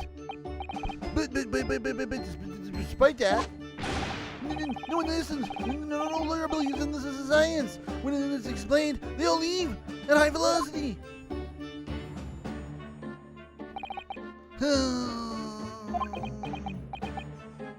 Is talking like that exhausting? It seems exhausting. Now's probably not a good time to mention that your zeal made my concentration leave for a while, too. Why do I always get the weirdos? Don't answer that. You mentioned the demonstration yesterday? The papers have called it a spectacular failure. After all, the man died in the explosion, didn't he? Oh, you're just gonna troll this guy, Iris? Come on, be nice. We all know you're a genius. Yes, you can interpret the results that way if you really wanted to. Well, I suppose in the strictest sense, but the experiment is a failure. But at the same time, it was a great success. You lost me. I saw it with my own eyes. Right there in front of me, Mr. Menningen was spontaneously disassembled. I mean, explosions will do that. You're not wrong. Until then, everything was going exactly as my calculations had predicted. At that point, he should have been beamed to the Crystal Tower by instantaneous kinesis. Oh, so the explosion was planned. He gets disassembled on my end with a huge explosion. However, somehow he didn't get reassembled, and I just can't figure it out. The machine exploded. Excuse me. The machine exploded. Mr. Menningen, in fact, perished. Yes, I can't deny that. That part of the experiment was a failure. So it was like half failure, half success, you know? So what you're really saying is the large explosion that killed Mr. Menningen was an accident, correct? But the bigwigs had you arrested on suspicion of murder. I was responsible for a man's death. That is the immutable truth here. And for that, I wish to be punished. At once. Whip me, Daddy. But murder? Never in a million years. It was an accident. Simply an accident. I see. Helmsy and I were talking this morning, you know. He said the situation would change completely depending on whether or not it was treated as an accident or murder. How exactly? Well, if it really was an accident, then the professor's machine would be kept in protective custody. On what grounds? Yes, it's newly established here in Britain, the Special Dispensation for Scientific Equipment Act. That one passed by me. You two seem nerdy enough to know about it, though. But if the case is treated as murder, then they'll say my machine was the murder weapon, and they'll be able to pour over it as much as they like. If they examine it in detail, they'll find out how it's made, and then they'll be able to copy my idea. My precious hypothesis will be stolen. The machine must be protected from that at all costs. That's why it's imperative that this whole incident is shown to have been an accident in tomorrow's trial. I see now. You talk really fast, by the way. Also, what the hell is with your hair? So in short, there was a terrible accident at the Great Exhibition Showground yesterday. Yes, or rather no. The devil's in the details. Strictly speaking, there was a terrible explosion. Sounds the same to me. You were demonstrating super high voltage instantaneous kinesis, weren't you? What rubbish. I mean, how fascinating. Humans, like all matter, are made up of particles that are held together by electrical bonds. So it must be possible, using a sufficiently high voltage to break those bonds and beam the particles through space. That's in a nutshell. That's my idea, you see? That's my amazing hypothesis. That's unimaginably high-level science. No, but dare to imagine it. Dare to dream of such incredible technology. Just think, one moment I could be here in this cell, and the next I could be at the Great Exhibition again. Well, yeah, that would be incredible. And the next, in the mere blink of an eye, I could be at a great Parisian theater, say. The possibilities are endless. The whole of our vast planet would be within reach. So no more hiding in wardrobes on rocky seas for 50 days? Yeah, I had a feeling that was going to come up. I don't really see it like that. What do you mean, Iris? Well, if you could travel anywhere in the world instantly, the planet wouldn't really seem vast anymore, would it? I think it'd feel like it had shrunk. My word, that's exactly right. What are the implications? What does this mean? I gotta think about this. Oh God, my thumb is so tasty. Oops, that got Professor Benji really worried from the look of it. Clearly this is yet another case of just because you can, doesn't mean you should, I suppose. The point is my calculations are flawless. The science works. But without a practical demonstration, it means nothing. And that's always the fly in the ointment. Because practical demonstrations cost a lot of money. Money that young scientists like you don't have. That's exactly it, yes. Will you marry me? Helmsy's always complaining about it. He says the government should invest more in science. Well, anyway, I bumped into him at the right time. What was that motion? I mean, the well-known investor, Mr. Menningen. The victim who died in yesterday's terrible accident, you mean? Why did he want to invest in this? He wants to get teleported out of jail the next time he gets arrested? I'll tell you in the next dialogue option. I understand Lord Van Zeeks is a friend of yours from your university. Why are we talking about this now? Yes, That's right. He was studying law while I was studying science. What was he like back then? A good question. Unassuming, gentlemanly, an all-around nice fellow, really. What? Are we talking about the same person? Sorry, I think you misheard me.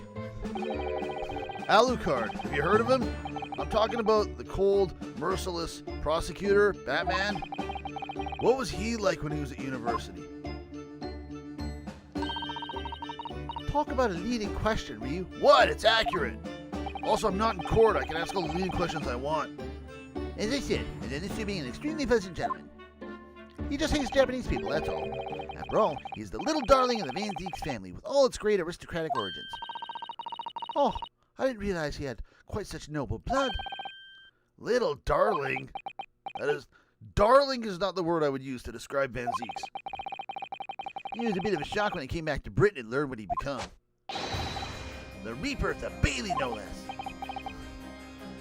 Do scientists believe in curses? I did hear, though, that there was a very big event in his life that completely changed him after graduation. Oh, really? Did he get stuck in an elevator with his dad, and then his dad was shot, and he was accused of the shooting? Really? What sort of event? Also, he hates earthquakes now? I'm sorry, but I don't really know anymore. I wasn't in the country at the time. I was in Germany already. Oh, yeah, of course, right. If he's heard all about the Reaper, I really don't have the heart to tell him that Lord Van Zieks will be the prosecutor in court tomorrow. But why not tell him that? It'll be funny.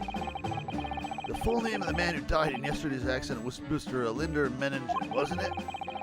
What exactly is the pun? I've been trying to figure it out and I can't see it. He first visited me in my laboratory in Germany a year ago now. He said he wanted to invest in my immaculate hypothesis. I thank my lucky stars. I see. So you hadn't really known each other until then. Money for scientific research. I'm so envious. As far as I was concerned, the man was an angel. Oh, really? An archangel even. He was prepared to fund a practical demonstration of my hypothesis for presentation at the Great Exhibition. This guy seems like a more animated Egon Spangler to me. And if that went well, I could expect additional financial support for my research from the British government. Mr. Menningen provided me with money and an exceptional engineer. Oh, who is this engineer? We gotta meet this person. He produced a machine to my precise specifications. The explosion machine. But then your dreams are blown to dust in one enormous explosion. As you can see, I owed everything to Mr. Menningen. I would never, ever have thought of taking the man's life. Well, he seems genuine enough. I don't think he's lying. I don't see any Cyclops. So, Professor, let me just make absolutely sure I've understood you properly. That is your real hair, right? I just want to make certain. That huge explosion that occurred yesterday, that was an accident, you're saying. You had no intent to harm the victim, who was in fact the sole investor in your work. Is that correct? It's correct as 2 squared is 4, I swear it. God, you're a nerd. Yes, it's true that the man perished in a machine of my invention. So I know that I'm far from blameless in all this, but still, I would never use my discoveries, my inventions, to take a person's life. Even though my invention looks like a giant gun, not in a centillion years. I'm a man of science. That's all I know. You have to believe me, please, because scientists never invent weapons. Do you believe me? Do you believe in my hypothesis? Science is the pursuit of truth, you know. I've always believed that, all my life. I don't know much about science or your theories. I don't know what the hell you're talking about. But I do believe you. I've just been staring at your hair this whole time, and I will fight to prove your innocence with all my might. I'm a man of the law. It's all I know, even though I haven't done any of it for 6 months. You have to believe me. You have to believe me, please. I read that line and I was like, wait a minute, am I screwing up whose line is saying what? Why are you telling him that? Why are you telling me that? When I went to live in Germany after I graduated, and there's something very important. Nationality, class, lineage, none of that matters. As long as you try your hardest, you can achieve anything. My God, the first person I've met in this city isn't a racist. Thank you for that, Professor. And thank you in advance for defending me tomorrow in court. All right, Ryu. It's time. Time to visit the Great Exhibition. Remember, I threatened to shoot you if you didn't take me. Sorry? Well, that's where the incident happened, isn't it? Again, I'm going to shoot you. Well, I suppose that's true. Please don't shoot me. Is she gonna shoot you? A new location has been added. Okay, Iris, we're leaving. Christ, put the gun down.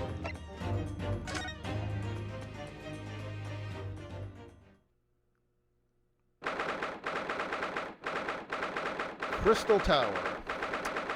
We heard about the Crystal Tower in the first game. I'm not quite sure what the significance is here, but supposedly that Russian revolutionary was going to have some sort of terrorist attack planned on it or something along those lines. I can't remember. He was even reading the guidebook in the 5th trial last game where he's like, "Excuse me, where is Crystal Tower? Would like to see. No reason, just visiting." The showgrounds are a little too big for my liking. We've been walking around in dense crowds for 2 hours now. I feel myself swooning 3 times. There's a lot of people, aren't there? I've almost been trodden on 3 times, too. Well, you are like 2 feet tall. Be careful, won't you, Iris? Don't let go of my hand. Little 10-year-old girl. We finally made it through the throngs, though, by the look of it. Here we are underneath the public experimentation stage where the explosion happened yesterday. Oh, that looks interesting. Did the dude just get launched into the clock? Wait, what's with the question marks? What's that? That's what I was asking. I can hear voices from up on the stage. It sounds like an argument. Is it Holmes? It's probably Holmes. Oh! It's not Holmes, but we know these people. Why is Gina here? Whoa. Okay, hang on. Right, I've had it with you this time. I'm warning you, I'll arrest you in a minute. Oh yeah? Go on, Inspector, give it a shot. You ain't got no evidence, you know it. Wait, I know those voices. Psy'Min said them before. You got a cheeky little mouth on you, young lady. But a night in the cells will teach you some manners. Just try it, I dare you. If you want that big old chips rammed down your throat.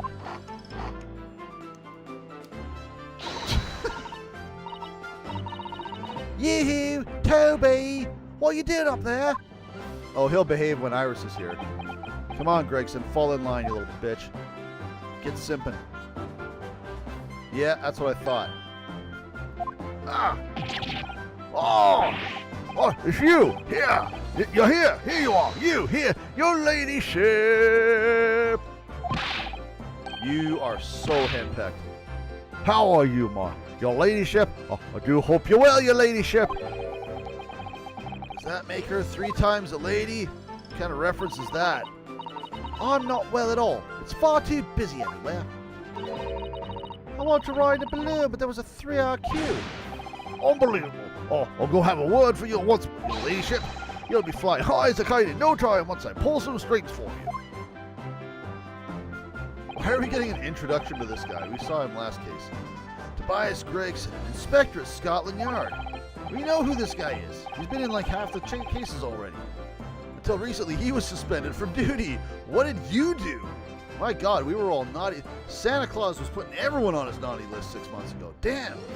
Until recently, he was suspended from duty, but it would appear he's back in action now. He's actually quite well known, appearing as he does in the adventures of Sherlock Holmes.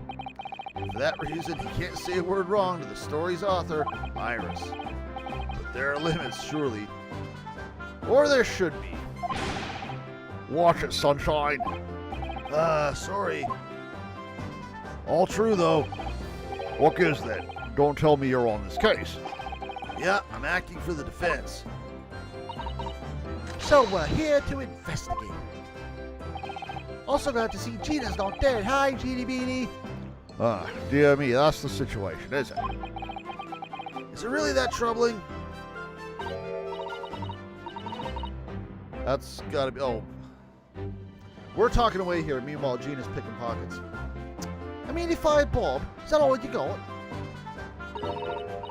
You're a lawyer, ain't you? You stand to carry a bit more copper around in your pockets, Mr.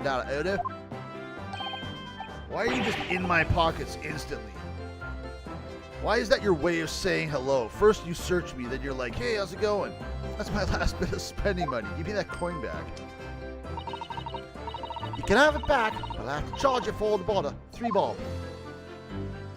Isn't that what you just stole from me?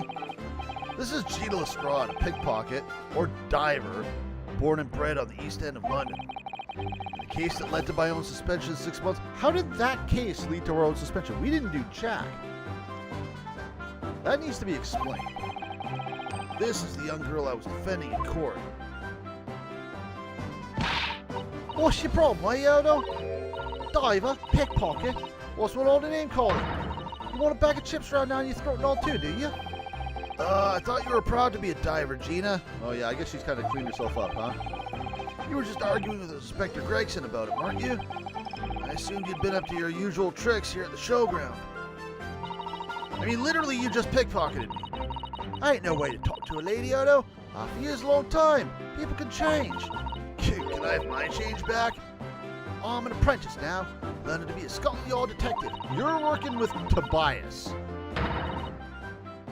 I'm sorry? I beg your pardon. I thought, like, I heard something about an apprentice, but I thought she was going to be Holmes's apprentice, because that was the last time we saw her. You're a police... Okay, this city's about to go to hell. Explain this. I'm going to need the story here. So you'll have to call me what everyone else does. It's Inspector Lestrade now. Is this a famous person? Am I missing a reference here? Was there an Inspector Lestrade from the Scottish, from the Sherlock Holmes books? I'm wondering now. Yeah, and Ryunosuke is about to have the entirely appropriate reaction. Inspector? That badge is homemade, surely. Did you make it out of cardboard like El Tigre? The Inspector part isn't entirely accurate. Nobody calls her that. For what it's worth, anyway. Investigating is off the cards for all of us. Oh, you're still suspended? What's that supposed to mean? Right, well, I'll be back up top. You hold the fort down here, alright? Right, sir. You're literally committing crimes while investigating crimes, young lady. Yes, I have many questions of my own. This does not float. I have issues with this. Also, could I have my money back? I don't know why I'm as amused by this as I am, but I am. This is the second introduction you're getting. We had a black screen for you already. It was... How many intros are you getting? It was 8 months ago now I first encountered Gina in connection with a case I was working on. At the time she was living in the East End with a group of other orphans. How are you still alive, by the way? Should you have burst into flames at this point? She helped all of them survive by pickpocketing, but then she got embroiled in a murder. I had a lot of time to think. Oh, what? Why were you in prison? Because of the first case? I had a lot of time to think in prison. I realized I couldn't go on like I was. The diving wasn't working out. Oh, I'm so pleased to hear that, Jeannie Bean. Well done. So you went from being a pickpocket to a detective that pickpockets? You got it. Good, isn't it? Inspector Lestrade. Sounds like something out of a book, eh? That's what I said. I feel like this is a reference. Talk about a sea change. And there's Iris's old man to think about. Why is he coming up? Yeah, I promised it, didn't I? I said I'd get all the police forces around the world to pull out all the stops looking for him. Okay, I missed that. Just a small promise then, nothing serious. Oh, Team B, you're so sweet. Did I mention your dad's dead? Because your dad's dead. So anyway, I saw it coming. I gotta go with the test for Scotland Yard. And the trouble is, I don't read so well, do I? Just a small problem. Nothing serious. Hey, did you know pickpocketing was illegal? I had no idea. And that's when Holmesy approached Toby and asked for help. So the inspector said he'd take full responsibility for Jeannie and make her a sort of apprentice. That was very magnanimous, Inspector Gregson. And brave. Well, you know Holmesy. He enjoys finding ways to make people do what he wants. Are you sure Toby isn't just simping for you? The great detective likes digging for dirt, in other words. Also, Toby does whatever I said if I just look at him funny. The long and short of it is, if you got questions about the case, you can ask Inspector Lestrade. I'm trying to find the difference between her and Iris's voice. They're definitely different, but I lost Gina's a while ago. Okay, well, alright, Gina. Interesting character development. I like it. Right then, Inspector. Actually, there's still a big mystery surrounding Gina, isn't there? Yeah. Why are you not dead? How has your head just not come off or something? Oh, what were you? What? Well, 6 months ago, Gina was the defendant and trial prosecuted, but I'm glad they're not letting this go. Because it's a neat idea, but if all the people we defend die, then that's not great. And if they all live, then it's a hole. So I'm glad it's being addressed. A trial in which she was found not guilty, and yet here she is still. Come on, you're not still on about that, are you? Legend of the Reaper, whatever it's called. Core. You don't have to worry, Odo. Okay, hang on. Core, you don't have to worry, Odo. If I didn't half worry, there probably wouldn't be a whole lot of you left. I like her new animations. She seems more confident. It's like I told you before, isn't it? Our Reaper's kind of like all him upstairs, so he knows what I'm like on the inside. And I ain't really done nothing wrong. You ain't done nothing. Excuse me? Have you seen your own rap sheet? Nothing wrong might be stretching a point. What about Mr. Natsume in Japan? He's perfectly fine, isn't he? Yeah, but he's like out of reach. That's true. Perhaps the Reaper's more discerning than I thought. There's probably a range limit. Exactly. So I ain't worried. I'm totally fine. All right, Inspector Lestrade. Let's have it. Cool. It's out of this world, it was. The brainy bloke pulls a bunch of levers on his machine and suddenly it starts billowing smoke. I've got to get me one of those. It just went pop. I ain't seen a better experiment here yet. I ain't seen a better experiment here yet. I love those lines. You mean you saw it, Genie Beanie? With your own eyes? Oh, it was freaking awesome. Oh, of course. The boss is in charge here, ain't he? Keeping everything running smooth, I mean. The boss being Inspector Gregson, I suppose. Why is he in charge of this place? So all I have to say is that I'm on duty and I can do whatever I want to. Get this. I was up in one of those flying balloons when it happened, watching it from above. No, you're so lucky, Genie Beanie. Maybe I should join the Scotland Yard too. Yeah, do it. You guys are taking this a little too cavalierly. You know how to put the boss in his place already, right, Iris? You have no trouble at all. Oh, God. Iris working for Scotland Yard. Tobias would just... Iris would be running the place in a month. Oh, it's settled. Where do I start? No. You can't try to join Scotland Yard, Iris. Not in that outfit. You'd never fit a helmet on. Well, see. Anyway, what I don't understand is this. If the machine exploded so spectacularly, how can Professor Benji still be claiming that his experiment was a success? Oh, right. Well, it was a success, in a way. The dude just got teleported at extremely high velocity into that clock up there. Somehow he didn't survive. It's kind of weird. Shortly after the whole machine blew up, no one could call... Shortly after the whole machine blew up, no one could call the experiment a success. Oh, it's like I said, it did sort of work. I mean, yeah, there was a lot of smoke and that whoop a great bang. But where do you think they found the victim's body, eh? In the crystal tower over there. You... Really? I can already tell this is going to be a weird case. It's going to be one of those cases, by which I mean every case. What? In the tower? I don't think he got teleported there. I'm pretty sure kinetic kind of sums up his entrance. You can see for yourself, can't you? Up there above the scaffold. Oh, were all the glasses broken, you mean? Yeah, the cage what the victim was going to start with. They did get beamed through the air, whatever, and landed all the way over there. Did it get beamed or did it get launched? I'm going to need elaboration here. So you see, it did kind of work, didn't it? Sorry? I think you guys know less about science than I do, and that's saying something. I mean, I'll get the ins and outs of it, but anything's possible, right? With science. Oh, I tell you what, you can have this. It's a plan of the whole experiment. They drew up at the yard. Are you sure you should be giving me this? Yeah, go on, I just pickpocketed it. I got 3 bob off you, so fair's fair. You basically bought it. Yeah, I didn't actually give that to you, did I?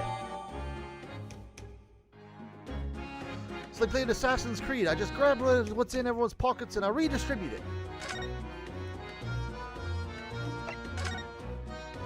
Oh, actually, before we have this conversation, Something Inspector Gregson said before seems a little off, but before we talk about that, let me see this. yeah, that's a gun, all right.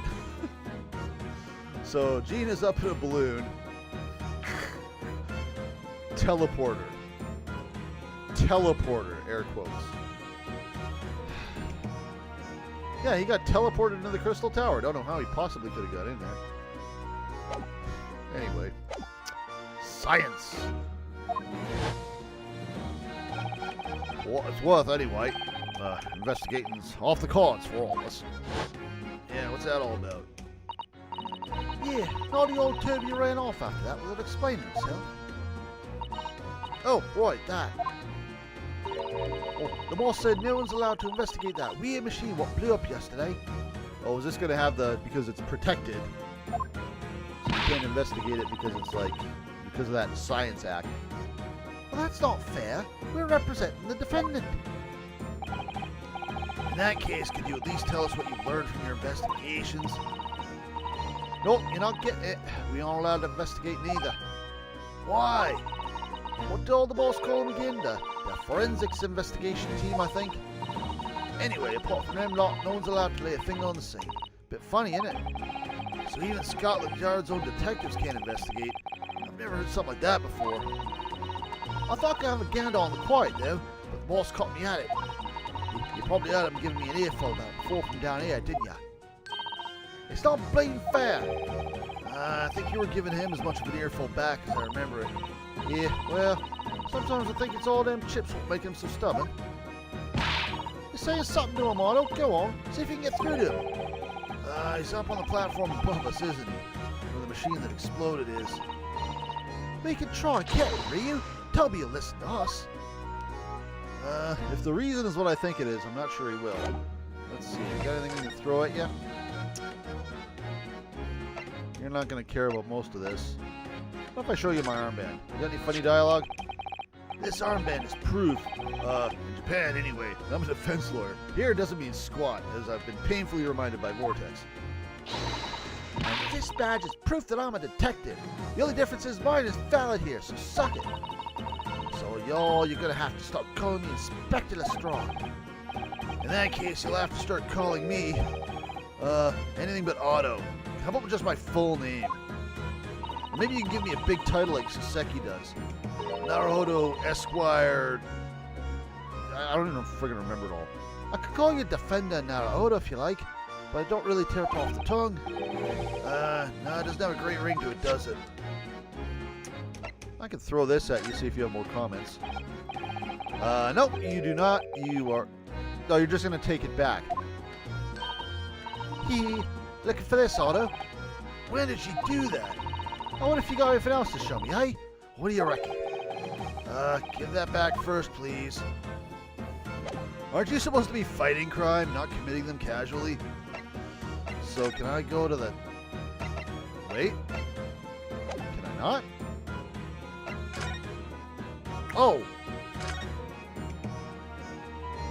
Oh, that didn't take me very far. Alright, well, let's look around. What's this thing? Ah, it looks as though somebody dropped something behind the tree just here. Dropped or hid? I mean, that's clearly, it's not hid very well. What the hell is this? Steampunk crossbow? Maybe. It could have fallen from the platform above in the blast, perhaps. What's going on here? Oh, nothing. I think I'll hang on to this just in case. Mysterious contraption. It's weird and I found it, so it's in my court record. That's basically what that said. Hey, wait a minute. What the hell's this? That just caught my eye. Oh look, what's this? Or a piece of cloth.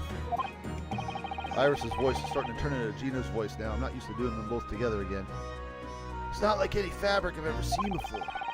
It's very thick and stiff. Looks really durable. It's canvas, I think. Some sort of rubber backing. The edges appear to be a bit charred as well. Maybe that means it has something to do with the explosion. Let's make a note of it while Jeannie Bean's mid-yawn. She's already stolen it. These things are going to my court record. The next time I look, they're just gone, and Gina's running away with her pockets full. Is this going to take me up? These stairs obviously lead to the stage above. We should go up there and investigate the exact spot where the experiment was being conducted. Is that going to do it? That's going to do it. All right, I guess we'll come back later. That is a ray gun, sir. I expect to see Marvin the Martian on the back of that. Where's the earth-shattering... Oh, there it is. Never mind, we had it. Wow. This is something. This is certainly a thing. Oh, it must have been a magnificent explosion. I've seen my fair share. You've seen things like this before, you mean? Of course. Holmesy's always doing experiments that end in a bang. In fact, in his own words, explosions are the very essence of chemistry. Ah, that might explain the smell of burning that frequently comes wafting up the stairs. One time, made something that exploded with such force, it took the roof off the building. I wish you'd been there to see it, Ryu. Yeah, it looks like something you'd enjoy. She's just staring at it starry-eyed like, oh! It's hard to get too excited about that, given that I now live in the roof. Please don't explode me. Well, anyway, that's enough about that. It's time to investigate. Do it or I blow your testicles off. Oh, look, Inspector Fish and Chips is over there. He seems to be deep in thought about something, whilst eyeing up the machine carefully, and not being allowed to investigate, so he's just being wistful. Really? He just looks confused to me. Probably correct. Investigate this alien contraption. Can't converse right now. Guess we'll just look at it confused as well. It ripped itself apart magnificently, didn't it? Magnificently and mercilessly. So someone stands in the middle of the machine to be disassembled and then beamed through the air. Sounds incredibly painful. Yes, beamed, not blasted. That's the point. Yeah, that part's crucial, really. Is something like that even possible, though, Iris? Oh, Ryu. I'm just a child. How should I know? Okay, you're just trolling me. Child when it suits you, you mean? Oh, I saw that koi blink. I saw that eye. Mind? Wait a minute. I can look at the stream and see what she said. I didn't catch that at all. Stop! Don't touch that. Hang on. What did Iris say? Oh, my stream is on a major delay. Okay, I'll find out in a minute. Ah ha ha. That was practically instantaneous kinesis the way you flew over here just now, Toby. Please, your ladyship. I didn't mean to startle you. Oh, here we go. From what I can tell, I think that if you were to pull this lever here... Oh, that's why he freaked out. Don't pull the lever. Please, your ladyship. I don't mean to startle you, but I can't let you touch anything up here, especially not that lever. So sorry. You can have some of my latest special blend to make up for it. Yeah, we can basically do anything we want as long as we fill Gregson with tea. Oh, wonderful. That stuff really is wonderful. It's just like old times, this is. Remember 6 months ago when none of us were banned? When we were all still on the nice list? We're representing Professor Doobie Doobie Doobie Doo in court tomorrow, Inspector. So we should be allowed to examine the scene. Ha! Alright, listen, Sunshine. Even I'm not allowed to touch anything up here. It's that blasted special dispensation for Scientific Equipment Act to blame. It's driving me potty. Oh yeah, that dispensation blah blah blah thing. The professor mentioned that too. More red tape's all we need. I don't know what the government think it's playing at sometimes. But we are allowed to just look, aren't we? There? You'll do anything for me, right, Toby?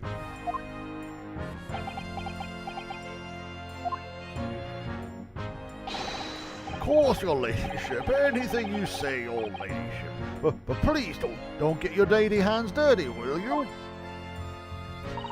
Don't worry. We wouldn't dream of touching anything, would we, really? She really knows how to get what she wants sometimes. Alright, we'll talk to you in a minute. Because I don't like you very much. Let's inspect this again without the interruption. Considering how badly damaged everything is, Professor Dobbin was lucky to escape unscathed, I'd say. We should have a good look at the machine while we can, I think. Touch anything, and I'll make sure I kill you before I get strung up myself. You hear? I wouldn't touch a thing, I promise, so please spare thought for your digestion. Maybe I'll just let you do this for a bit. Maybe there's an Easter egg where I let this animation play for like an hour and you start getting fatter. Anyway, do you really think this machine could actually disassemble people like the professor claimed? Well, the victim sure got disassembled. I can't really disagree there. He asks, looking totally incredulous. Give it a rest, Sunshine. If we were allowed to examine all this bleeding scrap metal, maybe we could answer that question. But we can't, can we? Because of the annoying rules, you mean? Exactly! The annoying, obstructive, flaming rules! Oh. Look at the base of the machine there. Oh, yes. There's a tool of some kind poking through the wire mesh. It's a screwdriver, I think. Oh, isn't it a lovely one? The handle's in the shape of a capital letter A. It is? Oh, yeah, kinda. What is the matter with you? Don't touch anything, I said. Touch anything and I'll make sure I kill you before I get strung up myself, I said. Yes. Yeah, I understand. Sorry. God, go drink some more tea. Iris, give him like 5 thermoses and we'll see how much we can get done before he's finished. But Toby, I'm very curious about this screwdriver. Really, very, very curious. Come on, Cave. You know you want to. Of course, your ladyship. You're so clever, your ladyship. Fancy spotting something like this. Knew you would. But I'm afraid I can't let you have it. Oh, bummer. But Ryu found it first. I assure you, I'll investigate it thoroughly. Wait a minute. We're back in present now. He's gone off with it. Oh, of course. I was gonna say, didn't he have repercussions? So we know why he was banned. We know why he got in trouble because he actually interfered with stuff during that one case. Technically, there was like a reason for it, but it was still like a not good thing. Okay, I understand why you got in trouble. Okay, I'm gonna assume that's why that is, and it's like, all right. So I guess he's back in the Scotland Yard good books. Then he served his time, or he paid his penance. He got his penalty, and now we're square again. Fair enough. I was just thinking to myself, wait a minute, shouldn't he be in jail or something? It's like, okay, that's why he got banned. I still don't know why I got banned. I didn't do nothing.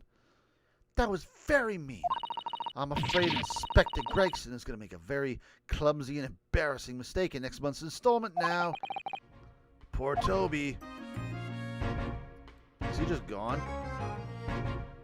We actually get to look at things?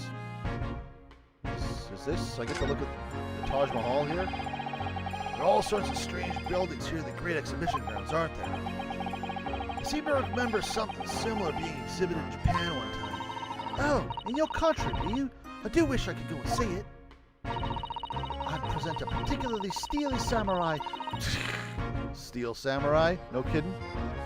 I'd present a particularly steely samurai with a present of one of Holmesy's stories I'd written especially. And see if I couldn't get Holmesy into a jam against some Bartsitsu Master Ninjas. And see if I could get Holmesy into a jam. Is that a reference to the jamming ninja? Steel samurai, jamming ninja? Is that what we're doing?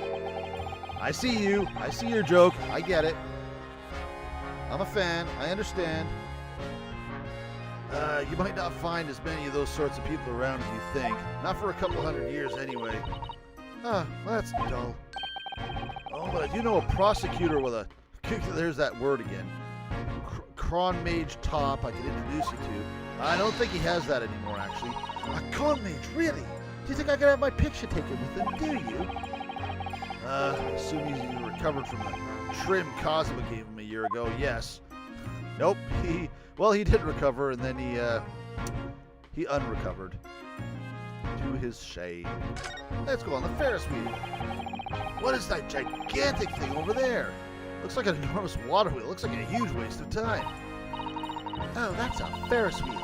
There'll be people riding inside those little cabins, you see? Why? Well, They rotate nice and slowly, so it's a wonderful way to see the surrounding scene. Wait, it's turning? Oh my god, it is turning. It's going so slow. Yes, that's because it's turning so slowly, one complete revolution takes about half an hour. If you were mad enough to go in one, it would be more fun to whiz around fast, don't you think? Feel as though you might have just invented a new sort of ride there, Ryu. Maybe so, Iris. Maybe so.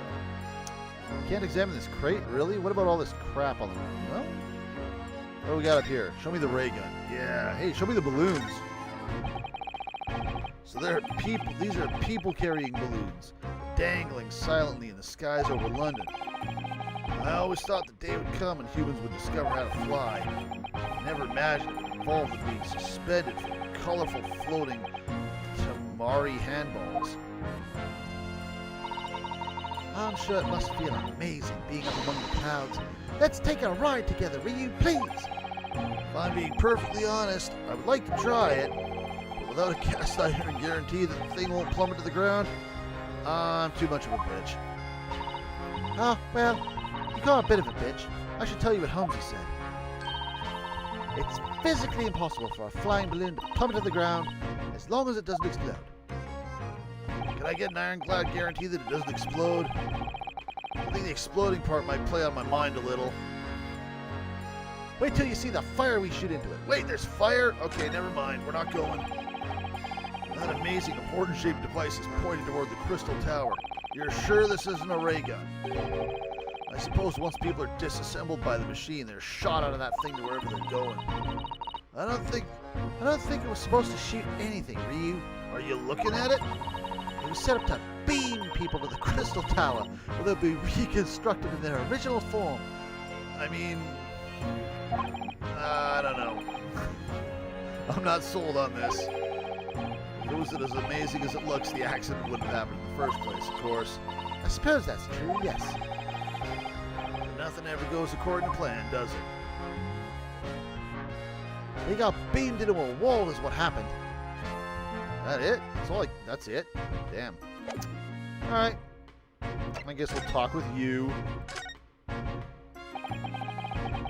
Using high voltage electricity to somehow disassemble a man's body and then beam him across to the Crystal Tower? That's an extraordinary thing to attempt, especially in public. True. It was by far the most unusual of the experiments planned for the exhibition, mind. To be honest, I'm a bit surprised it was allowed. Carrying out something so dangerous with so many spectators present, I mean. The government's doing everything it can to promote new science and technology at the moment. Lord Vortex is being made to turn into a helicopter. You should see that later. And they're more worried about them being ahead of the game than the odd spot of public safety infringements. They can be the first to develop some new technology that makes Britain more powerful in the future, you see. Yeah, I suppose that's true in a way. So the powers that be are placing a heavy emphasis on science rights at the moment. What sort of rights? Well, they're making it so that any theories the brains have remain their legal property, as it were. Right through developing it into a practical idea and even going into production. Which is the infuriating reason us coppers aren't allowed to touch the crime scene. Because the new Highfalutin Special Dispensation for Scientific Equipment Act forbids it. Ah, I see now. The only people with permission to investigate here is for some brand new department at the Yard. The Forensic Investigations Team, it's called. We've been relegated to keeping guard. The Forensics Investigations Team. The Fit. I'm having a fit, I'll tell you. Any old fool can see that this heap of scrap metal was a sham to begin with. But just because it says scientific equipment on the paperwork, you can't do a flaming thing with it. Hell, Toby, he's very het up. He's very het up? He's very het up, isn't he? He's having a fit. I'm going to need to look up that word later. I'm not sure if that's a typo or not. Remind me again, what's this new legal act that means we're not allowed to touch the scene here? We've only mentioned it a half dozen times, but I need a dialogue option for it. Well, you having me on it, Sunshine. We've had it a half dozen times here. It's a special dispensation for Scientific Equipment Act. Yes, I think Holmesy mentioned that recently, with a real twinkle in his eyes, I remember. Oh, I'm sure he did, your ladyship. I'm sure he did. Passed especially for this great exhibition. It was. All scientists have to do is present their ideas or inventions to some suits in the civil service, and if it gets rubber stamped, there's a guarantee of rights to maintain the intervention's confidentiality. What does that really mean? Spell it out for me. I'm from Japan. I didn't understand half those words. Think about it. Think about it. Think of all the world-changing new inventions on display every day at this exhibition. Although good, half of them are a load of cobblers, if you ask me, put forward by shammers like yourself. Thanks for that. I'm not a shammer, am I? I love how absurd some of the inventions here are. It's all so much fun. Did you see the one called Phone Wave, named Subject to Change? Apparently it's a time machine. It might be fun for you, but as a member of the force, I have to be present at every single demonstration. Can you imagine, eh? Thanks, science, that's what I say. Oh, I don't think so. That sounds like my dream job. You'd soon think otherwise after spending a day guarding all these shammers' bogus contraptions. But if they're all bogus, how can anyone hope to demonstrate them? There'd be no point. Yeah, well, there is a point, sadly. Sorry? Thanks to another of our government's bright ideas. If any theory of invention is deemed to show potential, the government hands out a research grant. The scientists get funding. Exactly. And that's what they're all after. All these shammers come from far and wide to clog up Hyde Park. And who has to keep them safe, eh? Who has to smile politely and welcome them? Us couples, that's who. You can see why I say it now, can't you? Thanks, science, hang it. Oh, maybe I can see your point. Oh, okay, I won't make you look like an idiot in the next issue, then. I take it back. Professor Danganronpa. Apparently Professor Doughboy lives and works in Germany, now conducting his research. That's right. Came back to Britain especially for the great exhibition, as I understand it. Probably after one of the government research grants. Actually, we learned something else about the professor earlier today. About his time in further education. Turns out he was at university with someone we both know. Lord Van Zeeks. Well, what was that? Well, that's news to me. But if Van Zeeks mans the prosecution, then the accused, the professor's fight is sealed? Because the Reaper will get him one way or another. Blimey, that man's beyond me. I don't know what goes on in that head of his. Talking of Van Zeeks, this morning's paper ran the story of him being attacked. Read that? Oh, yes. But Mr. Reaper's completely fine. Nothing to worry about. He was saved by Batman. Yeah, right. Glad to hear it. Still, Reaper, huh? How long's that business gonna keep up, I wonder? You better hope for a while, because Gina's your protege. The victim in this case, the investor, Mr. Menningen, why did he volunteer? Why on earth did he volunteer? He was another of the Reaper's victims. So I heard. Lord Baron Von Zeeks is a top-class prosecutor, but even he can't always push the right verdict through. Sometimes justice can't win. Yeah, I heard about jurors being bribed and evidence being falsified. And that's how the notion of the Reaper of the Bailey came about, isn't it? Obviously, Scotland Yard suspected Van Zeeks initially. We all assumed he was taking matters in his own hands and he failed to seal the deal in court. Although the man himself denies that charge. Well, we've done a very thorough investigation, and the conclusion we reached is that Lord Van Zeeks is in no way related to the deaths of those people outside the courtroom. There's no question in my mind. I'd stake my reputation on it, I would. But if that's true, then how do you explain it? All those defendants could have just coincidentally died if no one killed them. Dude, if you looked at the scene here, this was one of them. He just exploded, literally. I know that, but I can't explain it. It's a mystery, after all, isn't it? That's the whole point of the Reaper. Professor Doughboy mentioned something else. He said that at university, Lord Van Zeeks was a totally different person. Easygoing and kind. You what? You taking the mickey? He said that it was after they both graduated that something happened and changed the man. You have any idea what it was? No clue. Really? Look, I got my hands full watching over this frustrating crime scene. You don't look very busy. Why don't you go and make a nuisance of yourself elsewhere, eh? Okay, let's go about Gina. I'm sure I have some more stuff she can steal. Do I have things I can show you?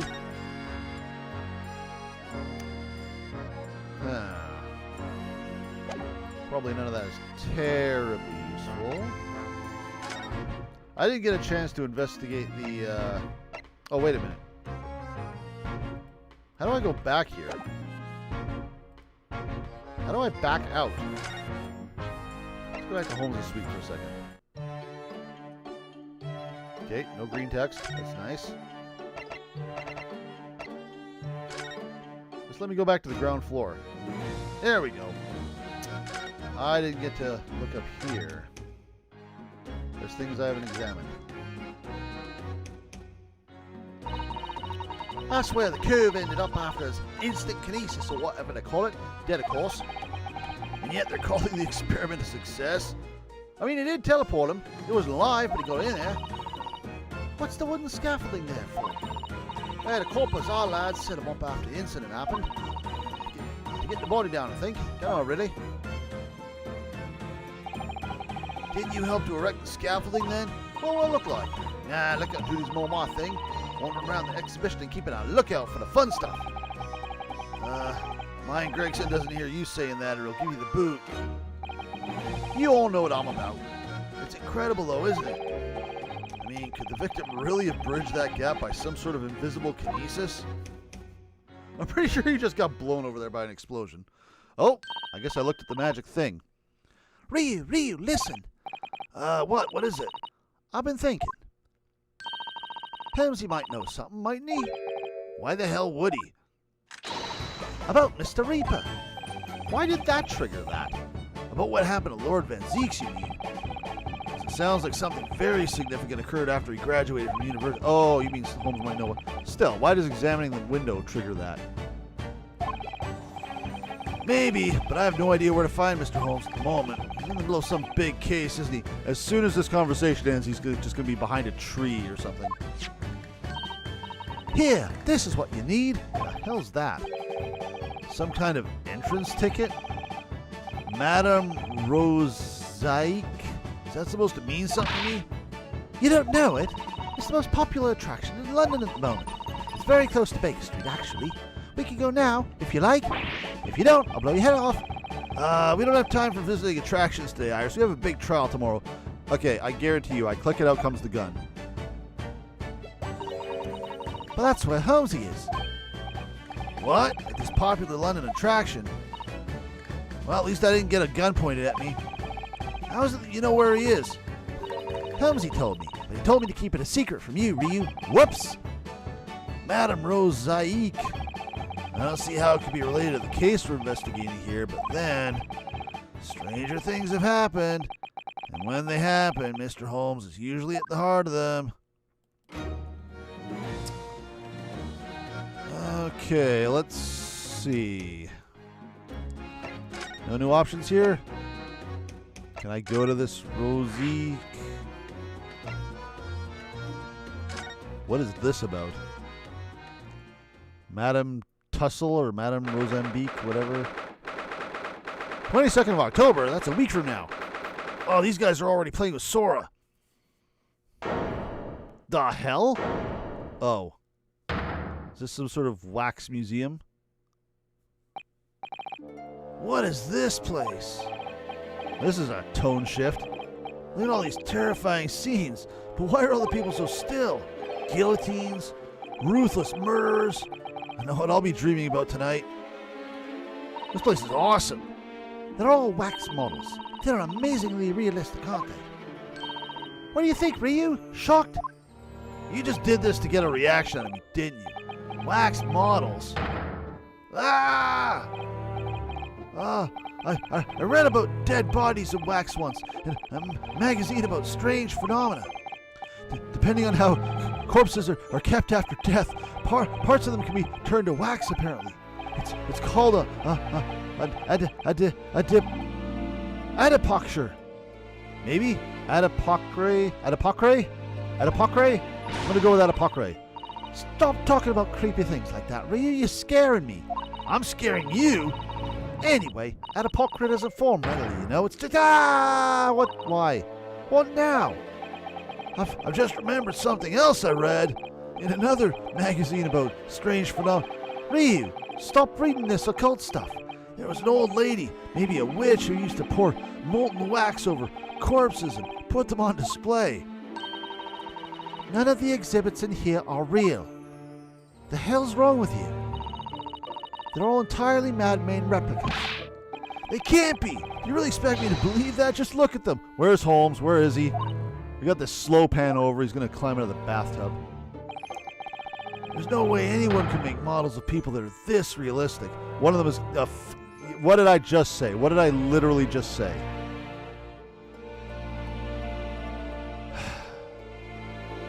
I'm going to imagine this guy stands here for like 6 hours a day just waiting for someone to notice him so he can make a big entrance. And they're all such gruesome scenes. Wait. What is it? What do you think it is? I must be seeing things. How could you not have expected that to be what happens? How far can I rotate things? One scene? And what the hell is this going to have to do with the case? I got this huge place to examine. Oh, I got a stepladder. Oh, that's a funny place for a little ladder. Oh, are we team stepladder and she's team ladder? What is it? Is something wrong? No, it's just that in Japanese we have a totally different word for a ladder that folds in half like that. We do it in English too, you know. It's a stepladder, or just steps.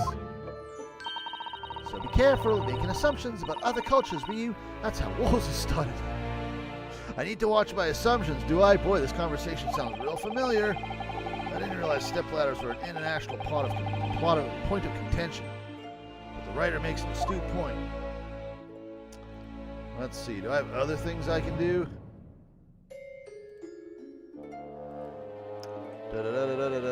Nope, I think that's it for this playthrough. No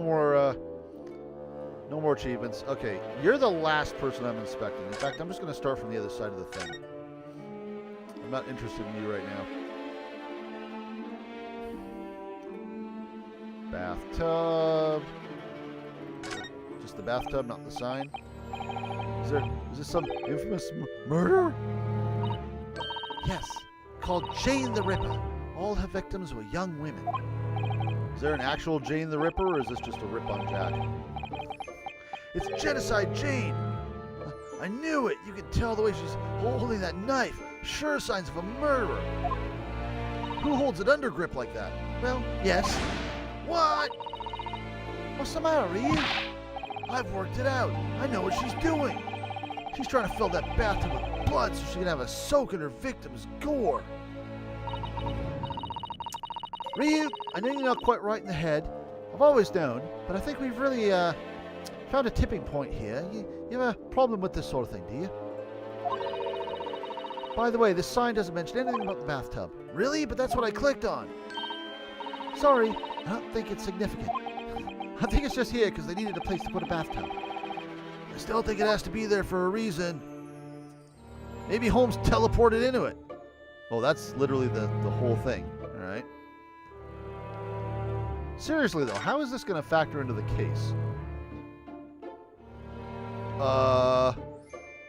Excuse me? I beg your pardon. Was this there the whole time? Okay, curiosity is going to get the better of me. Let's just skip the other stuff and check this out. Is that an arm? It looks like an arm, doesn't it? I have concluded that that is the case. Science triumphs yet again. Maybe one of the waxworks models had fallen over. You don't think it'd be the work of one of the mass murderers in here, do you? Wax, Ryu. Stop scaring me. Is it a wax arm or a real one? Come on, you're always pointing that finger of yours in court. Poke that arm now and see how it feels. Objection! Wait a minute, don't you usually shout yes? Just do it then. Yes! That big heavy curtain is in a very prominent position, isn't it? I have a nasty feeling there's going to be something truly terrifying behind it. Oh, yes, that's the famous Rosaic Special Exhibit. I really hope I'm saying that right because I know I'm not. It depicts one of England's most notorious killers. You want to pay the extra fee and have a look? Pay more money to be more terrified? What do you think I am? Someone who plays Corpse Party? It was only a suggestion. Is that it? That's it? You're going to put an arm there and that's it? Well, this fella. These models are so well made I can't tell what's a waxwork and what's a real human. Maybe all the exhibits are real people. Stop scaring me! And when it's closing time and all the visitors have gone home, they suddenly start moving about. Just thinking about it makes me wish it was closing time already and I'm on my way home and yeah, and stuff. Na. Seriously, why are we here?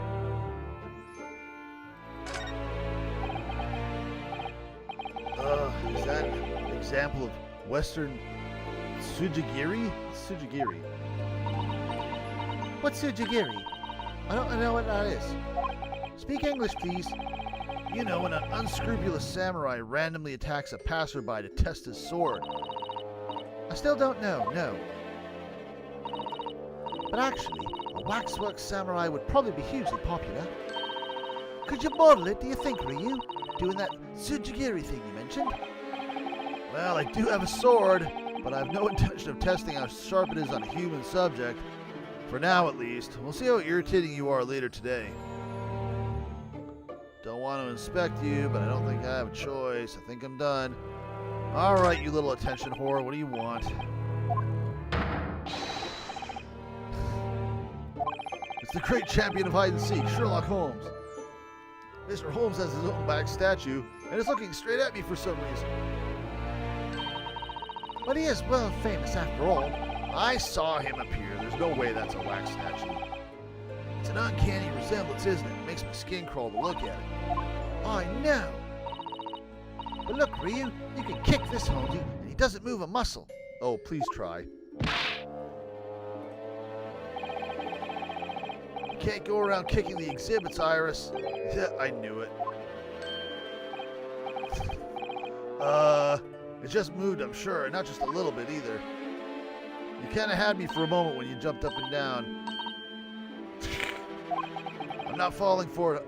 I'm not. Nope. Come on, Holmes. Why? What? Wax doesn't sweat. Sweating is not a thing wax does.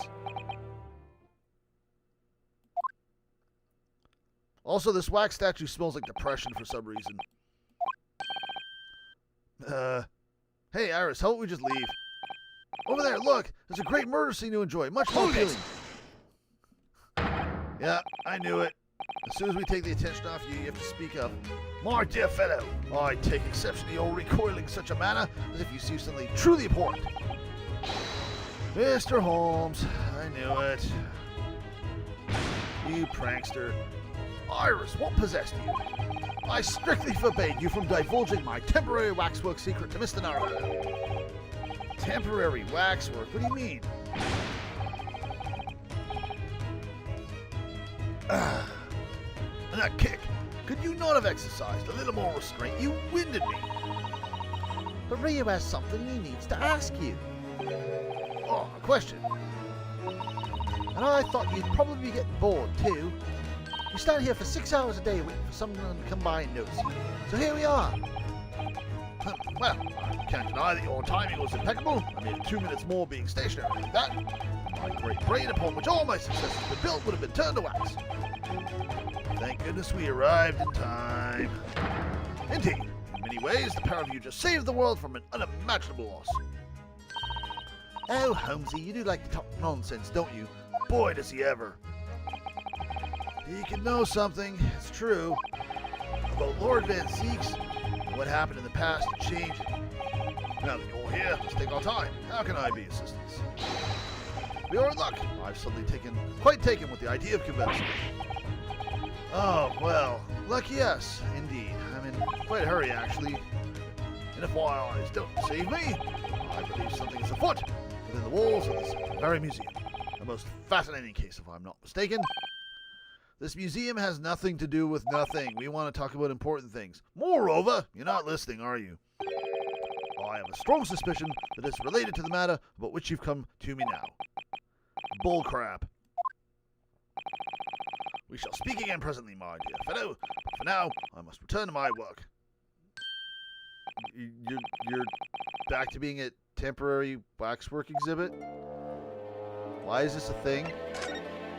I'm going to talk to you anyway, but you have to stand like that while I talk to you. Don't move. Don't move. Don't do it. Don't do it. Don't do it. You did it. You did it. You failed. Madame Rosie came to London from France 3 years ago, I understand. Since she opened this little waxwork museum last year, it's enjoyed great popularity in London. There are museums like this in Japan, too. These displays are something else. Maybe the body that got blown through the Crystal Tower was a wax one. Maybe that's the thing. And the guy's not dead.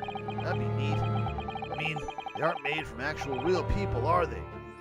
Maybe the guy faked his death so that the Reaper couldn't get him. The extreme realism of these waxwork models is a particularly secret of the Rosique family, I'd say. Unrenowned during the French Revolution for waxworks of victims to the guillotine. That sounds grim. Gruesome scenes were portrayed with such realism in the expressions of the faces of the condemned. Apparently, the sculptors would make the models directly from the corpses, right there at the site of the execution. Holy crap, that is grim. That really turns my stomach. That's just one of several legends about the Rosique family. Whether there's any truth to it, I couldn't say. But anyway, this museum houses models of famous people from all over the globe. Nevertheless, the most popular area of the museum by quite some margin is this House of Horrors. Can't imagine why. House of Horrors. Just in time for October.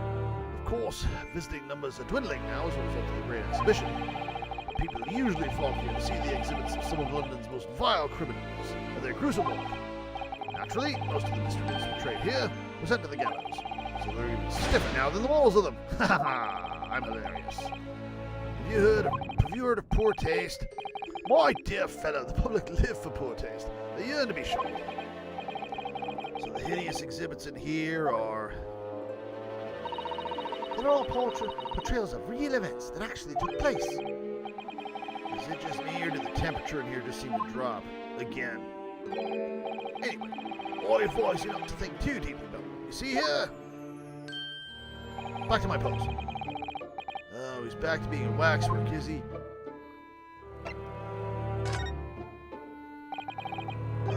What do you mean by a temporary waxwork, Mr. Holmes? Come on, do it. Do it. Exactly what you see. I'm part of the exhibits here, catching these criminals in the act. Catching them. They don't seem like they're moving very fast. Every half an hour, I home in on a different killer in one of the displays and adopt a new pose to ensnare him. That's your ensnaring pose. When members of the public come in for a closer look, I offer them my hand to shake. For a shilling, I'll happily allow them to take a photograph with us. This is your part-time job or something? Also, doesn't that scare the crap out of them? Why, Mr. Holmes?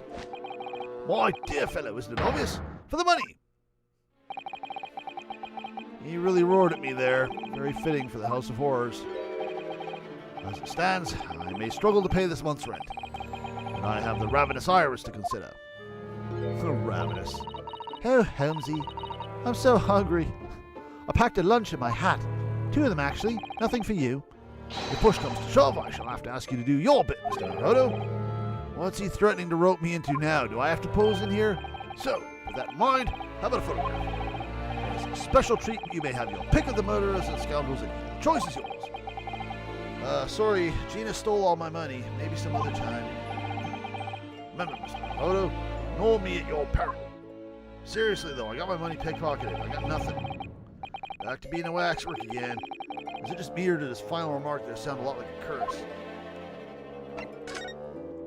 I've completely forgotten what I came here to ask you. Well, what is it you'd like to ask me then? Actually, it's It's about Lord Van Zeeks. Ah, friend Mr. Reaper. How did you find him? Well, I trust. Apparently he's living in Mr. Gant's office, which is interesting. And what's it called? He's apparently working with Batman now. So I filled in Mr. Holmes about everything I'd learned. About Lord Van Zeeks, about Professor Bobobo, and about the strange coincidence that they had been at the university together.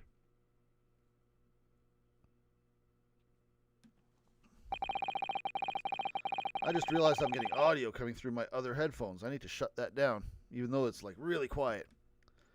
So I'm wondering what it was that happened to make Lord Van Zeeks such a different person.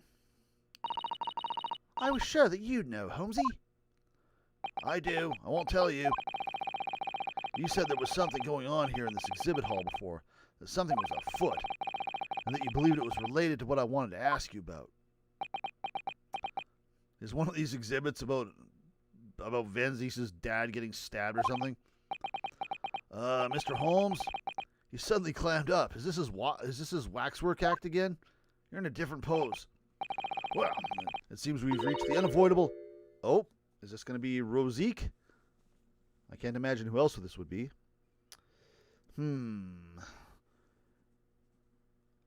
We'll just say greetings for now and see who we're dealing with. Oh! Okay, that's not what I was expecting. Where did she appear from?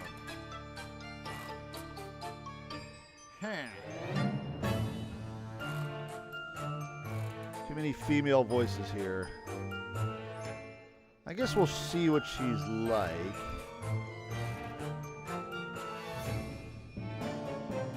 Maybe more of a seductress-y type. Not like Giselle. Well, we'll have to figure it out. Hello, where'd she appear from? Can't wait to see your animations. What's she wearing? Is she getting more mysterious? Why is everybody cosplaying? I hope you are appreciating my museum. That was a terrible voice. Sorry, have we... Mr. Holmes, do you know... Oh, wait, not again. See ya. My apologies. I am Cornette Rosique. This is my museum of waxwork. Oh, you're the Madame Rosique?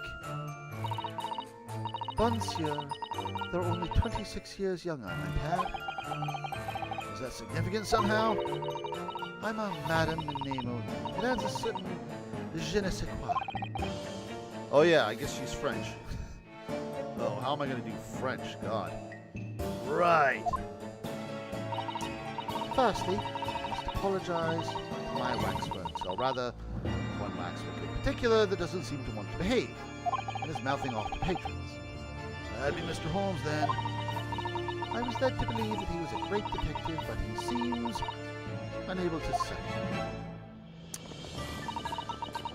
What the hell? Next time you move from your designated exhibit, there will be toil and trouble. You're gonna dump hot lava on him. She sounds deadly serious. She doesn't sound French at all either. Something's wrong with her voice. That's a problem. Am I supposed to ask Mr. Holmes a little about Lord Van Zeeks now? Oh, I dodged a bullet there. Holy crap. Let's not forget what Holmes said before about something being afoot. Right here in the museum, I mean. Yeah, I know, but... I'm so curious. I want to know what's happening here. Haven't we got enough on our plate already? We have a real mystery to worry about. We don't need to go play mysteries. I guess we'll talk to you. What any of this has to do with anything, I'm completely mystified. Did you make all these waxworks, madam? I'm guessing a waxworks it has to factor into something that happens at the exhibition, else we wouldn't be spending so much time on it. Did you make all these waxworks, Madame Rosique? I'm going to call her Madame Rosique, even though it doesn't quite work. If I figure out something better, I'll fix it later. I did. I'm the third generation of waxworks artisans, you know? Gosh! It was my grandmother who began the tradition in my family. Her fortunes were checkered, living through the turbulent times of the French Revolution as she did. Though that is where she acquired the savoir-faire that led to the astonishing lifelines All these waxworks really do look as though they're alive. In fact, they look more alive than Holmesy. Is one of these a real dead body? Please tell me that you're a murderer and you hid one of the bodies as a waxwork. What you see exhibited here represents the most atrocious of London's criminal past. All the waxworks were created in the presence of the real people on which they are modelled, in the hours immediately following their execution. That is the secret to the extraordinary life like this. That sounds terrifying. What is wrong with you? All walks of life have similar challenges, I'm sure. To carry out one's trade par excellence, one must go to extraordinary lengths. My exhibits are a reflection of society. I create only that which the public wishes to see. Why couldn't the public have wished for something less horrifying? Do not fear. Sorry? This room is the only one in the museum with such a macabre theme. I do hope you'll explore. There are models of famous singers, actors, politicians. Something for every taste, I hope. It was Iris who dragged me straight in here, come to think of it. Sorry, perhaps I should have eased you into things. I just like this room, that's all. Plot twist. Literally everyone in here is a paid actor. They just haven't told each other. What's with the situation with, that? My temporary waxwork model? He approached me some days ago, you see, with a business proposal. Oh, what sort of proposal? My dear madam, what these sparse exhibits need is the addition of a world-famous great detective. Of course he said that. Oh, what's to that effect? Naturally, I'm well aware that Mr. Holmes is widely known in London as a talented detective. I said world class. It's a great detective, actually. He's very specific about it. Yes, the creme de la creme. So I was keen to come to some arrangement with him, of course. He's going to keep using French terms. But sadly, we were unable to agree terms. Let me guess. Someone wanted to charge an exorbitant price for his services. For me at £500, I will dive into your cauldron of wax this very moment.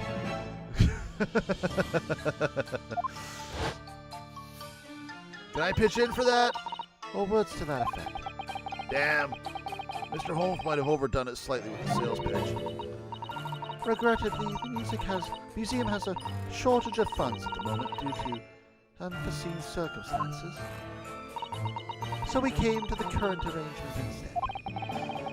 Surely he doesn't really need to do what he's doing right now, though, does he? I would think not, but he was very insistent. I have a 50-shilling problem that must be resolved by the morning. Or words to that effect. It's the pawnbroker, that's what it is. He must have something to redeem. Is the consulting detective work not going so well? Also, the pawnbroker's dead. Someone should probably tell him. Tell me about the feet. I wonder, could I ask you something? Bien sûr. I was just curious. What does bien sûr mean? Also, is anything going on here? Something involving feet, maybe? Oh, you're into that, are you?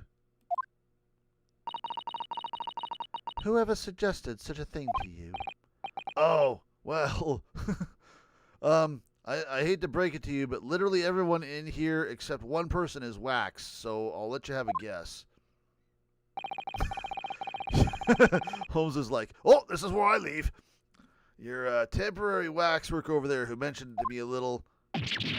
Oh, he's gone. I'm assuming this is Holmes again. A wax model is a work of art, not some tawdry object for trade. Oh. Knew it. There you are. Nearly exhibit again when you should be working. Do you wish to be melted down? I need to find a more threatening way to deliver that line. Because she's just going to continue threatening people with her molten wax. Do you wish to be melted down? Never mind. My dear Madame Rosie, save your reverence. There are more pressing concerns. The wax can wait. It's our ideas about your current problem we must throw into the melting pot instead. I'm still going to strike this pose because I don't want wax on me. We're going to do another theater thing. Personally, I would advise you not to involve the police. Why ever not? She's turned as white as a sheet. Are we going to do another theater thing? Because you have at your disposal a great detective whose services you may employ for a mere 50 shillings. Aren't the police free, though? Hello, please be aware that I prefer... No, I insist upon payment in advance.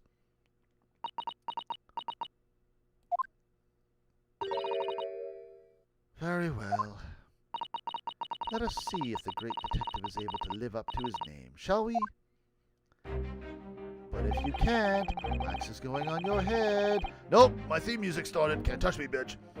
Before I engage my analytical processes, I must ask you to clarify something. Oh, it's going to be about the arm. What, pray, is behind the curtain? That is the Rosique special exhibit. There is an extra charge to see it.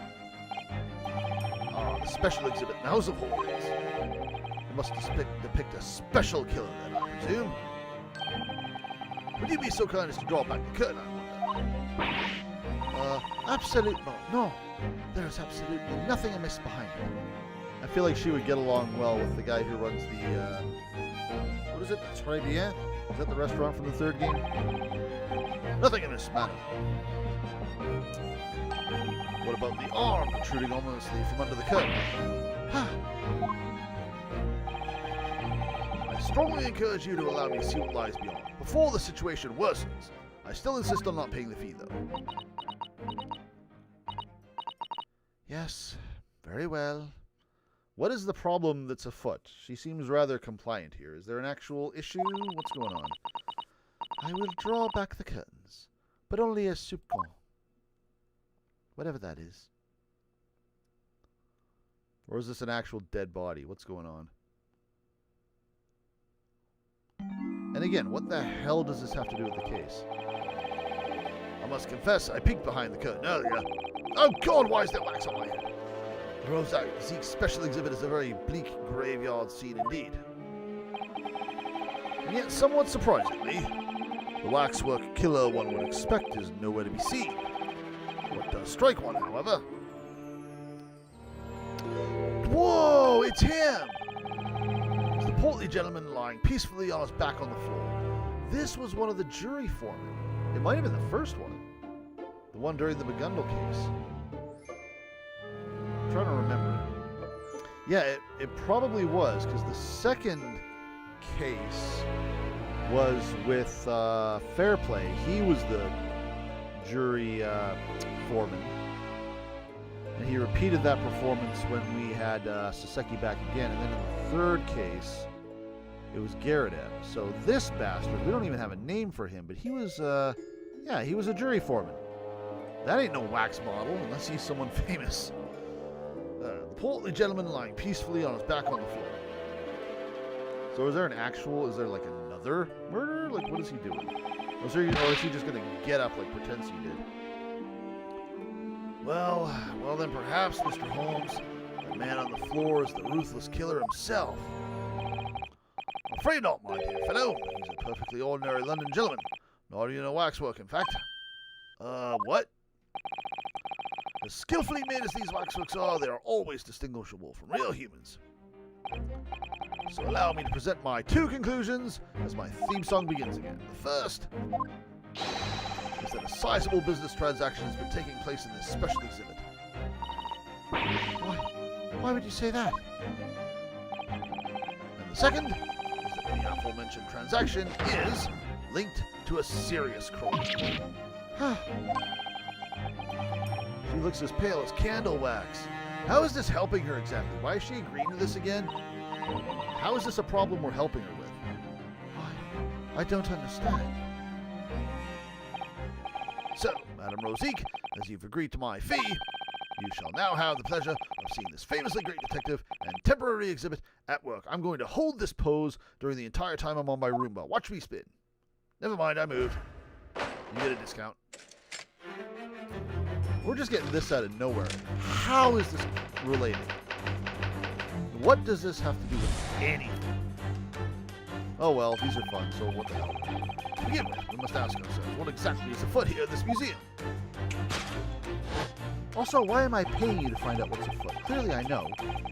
The answer is revealed by the bundle of banknotes protruding so helpfully from your bag. Oh, I see that now. In my estimation, some 200 pounds? That is all my own money. So what does this large sum of money reveal? Oh, you looked at something. Ah, not as much as the involuntary glance you cast, it would seem, Madame Rosique. Yes, the answer lies where your eyes now fall. The significance of the 200 pounds is revealed by that public notice. Except it's not, but we'll find out later.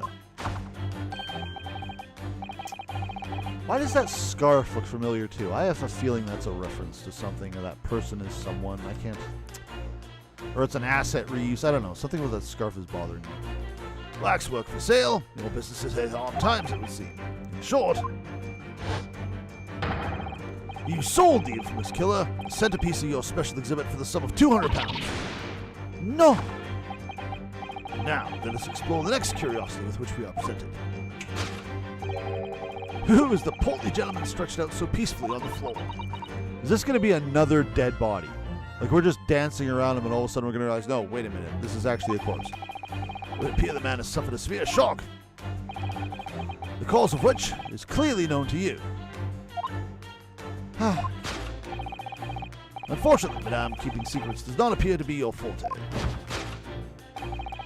What dealt the man such a shocking blow was, of course, the 200 pounds. It would appear that you twisted this gentleman around your little finger most effectively.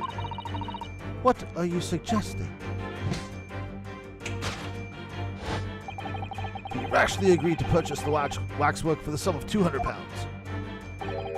Only when he came to hand the money over did it occur to him what an extortionate amount of money he was paying. But the money was no longer in his hands.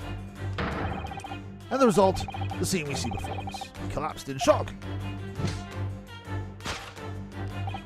Yes, the killer in this special exhibit fetched a killer price.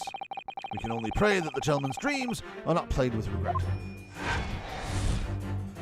I'm still going to laugh if he's actually sold. I mean, sold. If he's dead. I was reading the word sold as I said that. Damn that power of suggestion. The question that arises then is what has become of the waxwork that changed hands. Let us consider that problem. You cannot possibly. What immediately strikes me from this conundrum is the young man standing over here, or over there. Is another one of these people going to be real? Who is this fellow? To find the answer, we need only observe his neckerchief. That's a word I don't say often, such as is worn by policemen as a secret sign to fellow members of the force that a crime is being perpetrated. Yes, this young man is an undercover policeman currently investigating this museum. I know him well, in fact. It's Sergeant John Clay. Is he just talking rubbish, or is this an actual thing? I can't wait for this guy to move and be like, okay, Holmes, what are you doing? What the hell's going on? What are you talking about? The man's quite a celebrity. He received triple accolades at last year's policing awards. No, seriously, you're talking rubbish. Next, we turn our attention to the old man standing before him with a particularly unsightly visage. I've been watching closely, and he hasn't moved a muscle. Almost, in fact, as if he were a waxwork. But you... Your reaction only confirms my suspicions, madame.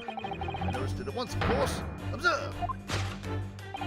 He's got a neckerchief in his hand. A telltale sign that instantly proves whether or not this old man is a waxwork is the obvious price tag. Is that on the scarf? Is this scarf going to be a thing? I really feel like I remember from something. Threepence. Tragically low price, you might say.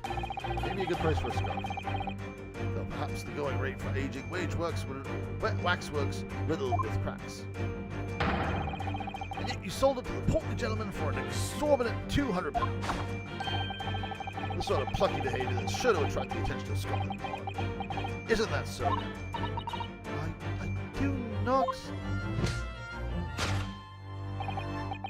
Yes, the The waxwork you sold has already been seized by the police and remains in their custody as we speak. The old man must be reunited. The old man must be reunited with his grave in the special exhibit, and not a moment too soon. What is even happening? I have no idea what's going on. I've left. Rianowski isn't even there anymore. He's just thrown his hands up and gone home with his "I'm done" face. Iris, you can take over. She's just ready with the wax. I'm going to melt you. I'll see you stun you all into silence. Oh God, that wax burns.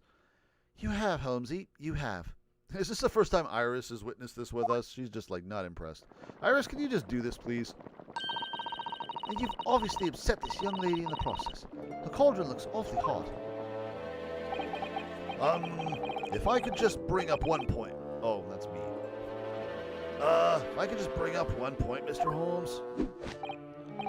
The notorious Naruhodo, 1 point. Molly is my dear fellow. I'm like Columbo. Just one question.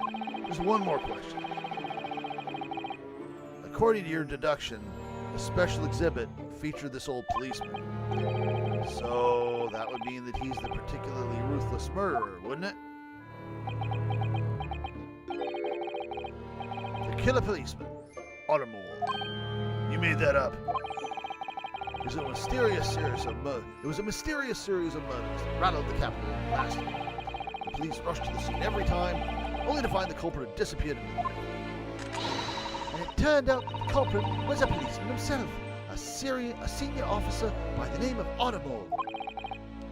So you mean that's who the sinister-looking old man there is supposed to be? Indeed. It is a particularly grim face, is it not? Unforgettable, in fact. Yes, I remember that odious countenance only too well. But is £200 a lot of money for a wax model? It would be enough to afford one of the latest steam carriages, if that puts things in perspective. So, it's quite a lot then. Is there anything else you wish to add before I melt you down? That bubbling wax is looking more and more ominous. How is that staying hot, by the way? The smell of all that molten wax is starting to worry me. Mr. Holmes did more or less just accuse her to her face, so... And you made me pay for it. I think I might have to call in your assistance here, Iris, if that's all right. Make some minor corrections to the great detective's great deductions. Of course it's all right. We'll soon set things straight. Oh yeah, I guess I usually have an assistant for these. And Susato's not here. Let's get started, shall we? Before Madame Rosique vents her anger. Please, God, yes, save me. Just what I was waiting to hear, my dear fellow.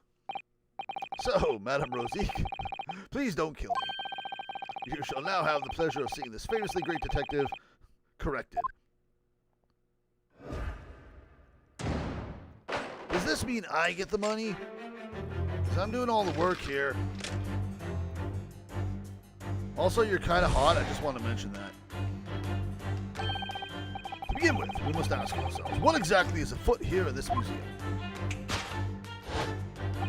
The answer is revealed by the bundle of banknotes protruding so helpfully from your bag. In my estimation, some £200. That is all my own money. So what does this large sum of money reveal? Not as much as the involuntary glance you cast, it would seem, Madame Rosique. Yes, the answer lies where your eyes now fall. God, my voice is going. Hang on, I need coffee. I must hydrate. She definitely looked in this direction, it's true. But I'm not sure she'd sell any of her waxworks, even for £200. Oh? She must pour her heart and soul into making them, don't you think? Over and above the wax. If it were me, I wouldn't sell them for anything. For that much money? I would. But it sounds like that makes me a bad person. Well, anyway, I wonder if the £200 could have some other significance. Let's follow that furtive glance again and see if there's anything else that could explain it. Significance of the £200 is revealed. What's this? Boy, I can't... Oh, there we go. Oh! Well, what the hell is this? That seems really obvious. What's this note doing pinned to the wall, then? Oh, yeah, let's see. Dear Madame Rosique, we've taken the prisoner from this room. Uh-oh. The price for his safe return is 200 pounds. Have the money ready by noon on 23rd October. Oh, so this is what we're supposed to be helping her with. What? It's just like the sort of thing that's left behind when someone is kidnapped. Yes, it's a ransom note. Exactly. So... Take that! Yes? Seems likely. The significance of the 200 pounds is revealed by that ransom note. How are you guys making those spotlights appear everywhere? What the hell is going on? Poison! We must congratulate these criminals on their inventiveness, abducting a wax work. 200 pounds is no small ransom fee, and you clearly intend to pay it. The model in question has special importance, so I put together all the money I have. In summary, then, the 200 pounds you have in your handbag is ransom money. Is that body that is lost going to end up being an actual corpse? I mean, come on, something's got to factor in here. There's going to be shenanigans. I'm not connecting the dots, but I know this game. Now, let us explore the next curiosity with which we are presented. Who is the portly gentleman stretched out so peacefully on the floor? It would appear the man has suffered a severe shock, the cause of which is clearly known to you. Unfortunately, madame, keeping secrets does not appear to be your forte. What dealt the man such a shocking blow was, of course, the 200 pounds. What the hell do you have on your side there? So if the waxwork was kidnapped, where does that leave us in terms of who the man is? We could just ask him when he comes round. I think the point of this exercise is to understand the beauty of the deduction process, Iris. It's a mini-game, all right? Try to keep up. Yeah, you're right. Helmsy's trying so hard, we mustn't let him down. Well, there's little doubt that he suffered a shock. That one seems clear. But in that case, what's Madame Rosique trying to hide? Let's have a closer look around. What's this thing on her... Oh, we can just spin. Whee! Look at the rest of the room. All this stuff everyone had to model that no one's ever going to look at. What is this thing on your side here?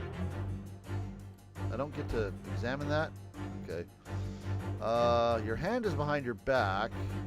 Oh, what is... That's not a Madame hand. That's a different hand. Yeah, there's a hand, but it's holding a hand. And I feel like that hand... What are you looking at, buddy? I mean, I guess that's got to be it, right? Let's examine it and see if it changes first. That looks comical. This is just Madame Rosique's right hand, isn't it? Iris, you're usually a little more observant than that. Yeah, it must be. I can clearly see your left hand after all. Yeah, wait a minute. This is a left hand as well. Look. That's creepy. Don't say such creepy things, Iris. And it seems very stiff, too. In fact, it's really hard. They're just standing behind her, poking it. You mean it's made of wax? Well, derpa derpa. Take that!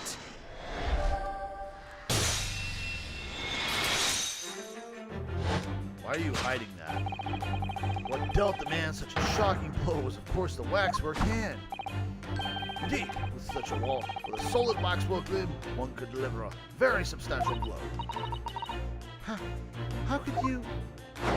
Did she catch someone and nail him over the head with a wax arm? The hand protruding from the bottom of your cape.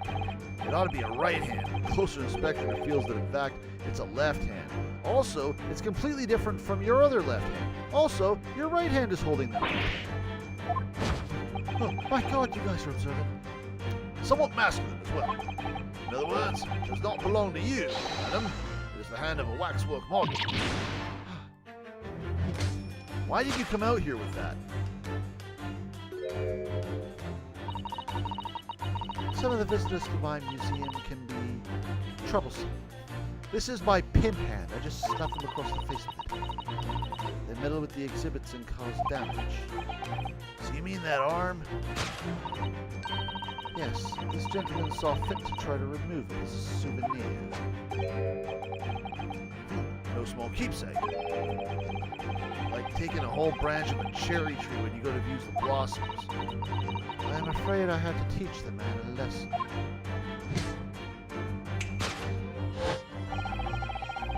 You confronted the man and tried to take the arm back.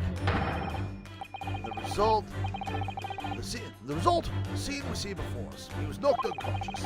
What we may need to revisit later. For the time being, we have our conclusion. Why are you taking credit for this? The killer in this special exhibit has been kidnapped. I mean, his arm is still here, kind of, I guess.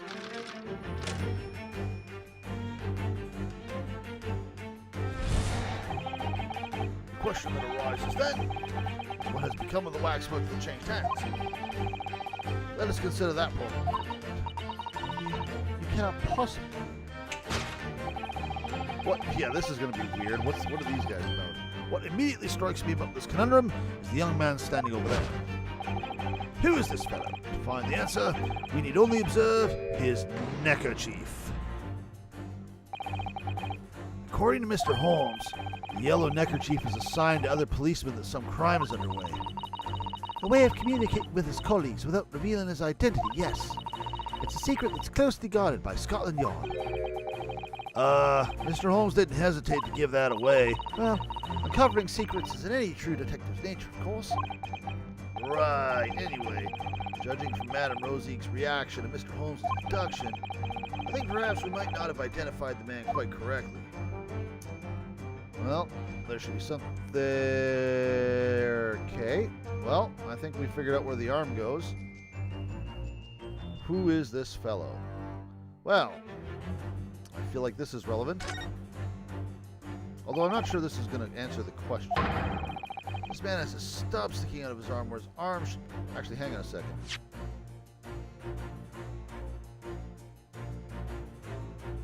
Who is this fellow? Okay, well, I guess the answer is just the one whose arm got stolen. Also, he's clearly not real. This man has a stub sticking out of his shoulder where his arm should be. Ah, well that settles it then. Right. This isn't a real person at all. His entire arm's been ripped off from the shoulder down. His arm's been... Of course, that ties in with what we just found out. I guess that's going to be... Take that! What we're looking for. No update needed.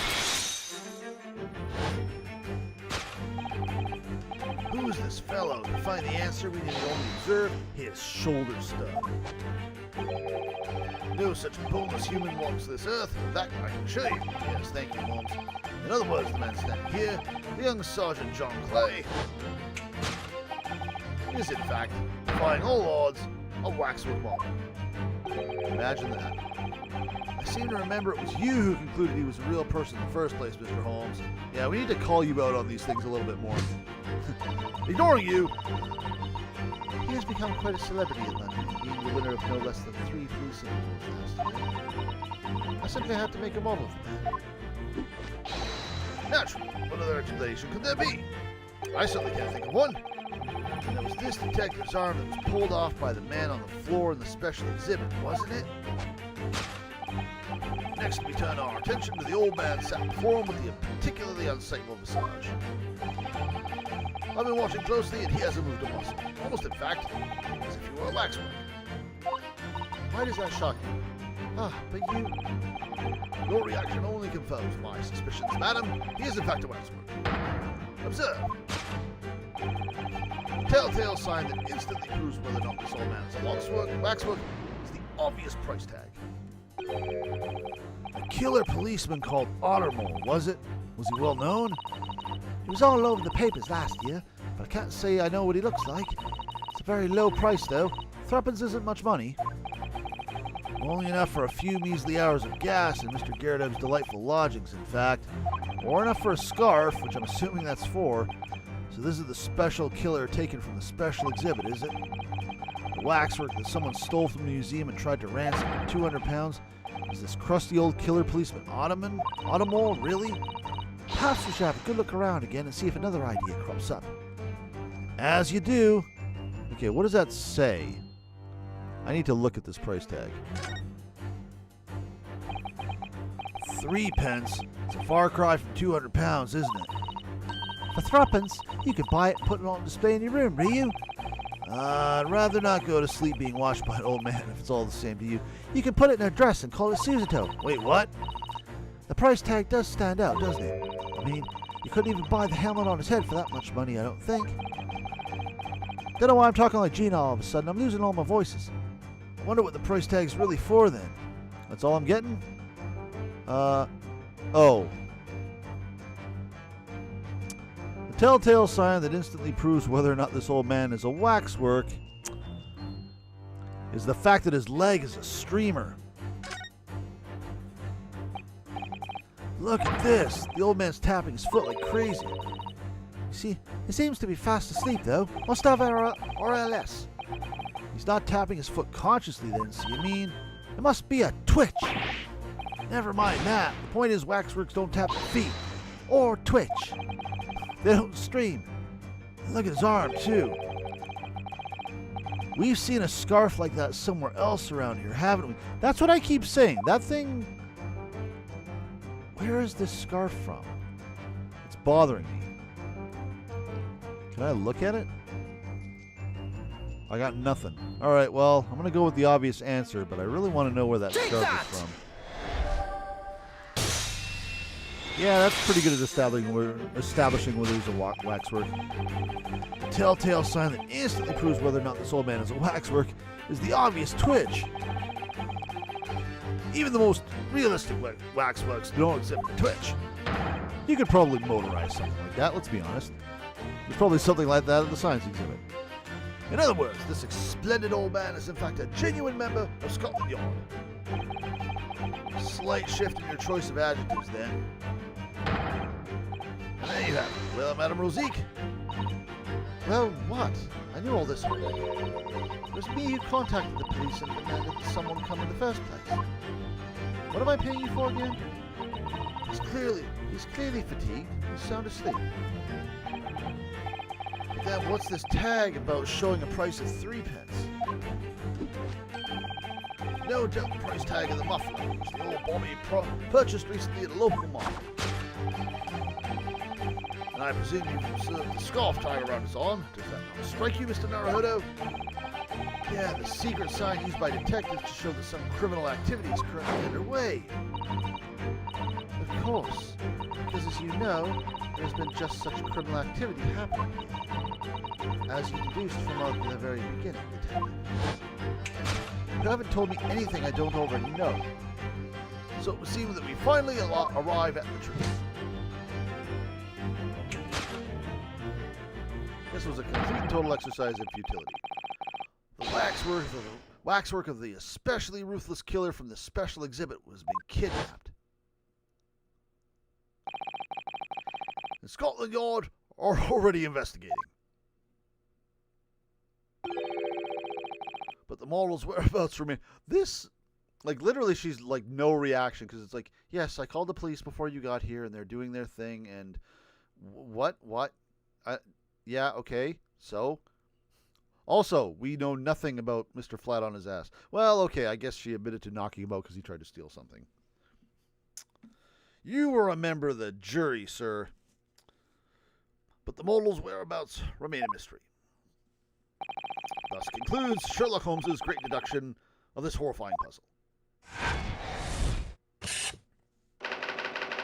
Please call him out. We're accomplishing literally nothing. Deduction complete. I feel like these are things she could have just offered us.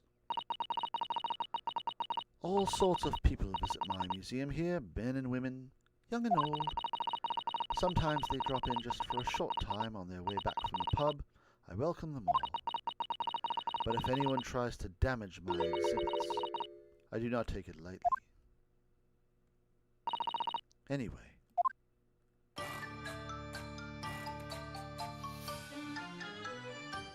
Okay, that's very cute and all, but, Your great deduction was even more enchanting than I had been led to believe, even though I knew it all. it was a pleasure, my dear madam. I'm gratified that you enjoyed the spectacle. That will be 50 copper. And as for your rough customer, I have no doubt he'll regain consciousness shortly and return home. What concerns me more is the waxwork from the special display. If it was indeed genuinely abducted.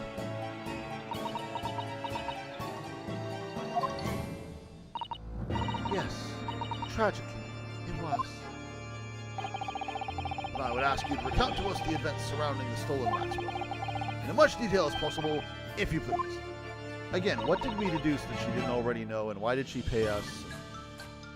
I guess now we're doing the deducing, and we just had to prove that we were worth our money. I don't know. But after I have told you what I know, I must insist that you return to your work. Strike a pose. Yep, there we go. The talents of a great detective could be put to better use, I feel, but as you wish. All right. Oh, that was like one conversation piece. Damn. Tell us more about the stolen waxwork, please. It was some days ago now, when I came in here one morning. I immediately noticed that a waxwork was missing from the special exhibit here. It is your most prominent display, that's why the curtains were closed. And I found the ransom note in its place. The culprit must have broken in during the night and taken it then. I don't know why my voice was so terrible there all of a sudden. So this waxwork that was stolen, it was a model of some horrible criminal, I suppose. I can't wait to see what it looks like. Of a particularly horrible criminal, in fact. Jack the Ripper. The killer who left a more profound scar on society than any other, I would say. The Professor. The Professor? The Professor? Not a name I've heard of. So, Mr. Naruhodo, seems the circle is complete. Sorry, I haven't learned anything. The Professor case happened at around the time I was born, didn't it? Oh, that's telling. Indeed it did, Iris. 10 years ago, a series of murders that rocked the capital. 10 years ago? Yes, at exactly the time that Baron von Zieks graduated from university. In fact, I had a feeling. Oh, is this Professor guy? Because our client is the Professor. Is he going to be a factor here? Is he going to be someone that caused something? And I'm still waiting for the tie-in here. So the big event that changed Mr. Reaper's life. Yeah, because you know about that. As you saw, it was a professor. Who is this professor then? Okay, now we're getting into stuff. It was a series of gruesome murders that had all of London gripped in terror a decade ago. After 5 victims were killed, the man was arrested and put to death. And now he's immortalized here in wax for all Londoners to admire and enjoy, except he's not because it was stolen. Though, of course, he happens to be absent at present on account of the invention. But I don't understand. How is all this related to Lord Van Zieks? You must first understand, my dear fellow, why it is that the Professor earned such infamy. Earned, I say. It was due to the victims he chose, some of Whitehall's finest. What do you mean, Holmesy? Those murdered by the Professor were some of the highest members of the British aristocracy. Ah, so they killed his parents or something. Members of the nobility, the royalty, sent shockwaves through the country's administration. Members of the... Hey, wait, of course. What Professor Dobin said. Lord Van Zieks is from a family with noble blood. Just like Psy'Min says. Oh, gosh! It was the 5th victim that led to the Professor's arrest. The last of the killer's prey was a young noble by the name of Klimt van Zieks. Is that the guy in the portrait that Van Zieks says wasn't him? No! I don't believe it. Van Zieks?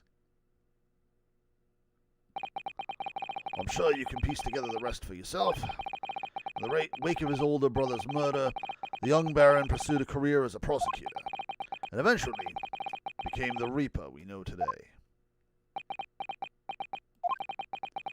I had no idea Lord Van Zieks had such a tragic past.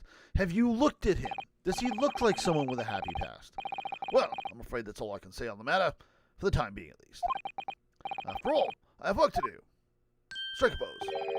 It's a waxwork exhibit. Very busy. You must understand. I am afraid I shall have to excuse myself as well. Oh, yeah, of course. It's been a pleasure. Thank you. Also, when I said you were hot, that was a pun because of the wax. Get it? You're hot? Get it? Ha ha ha. Call me. Wait, who's speaking?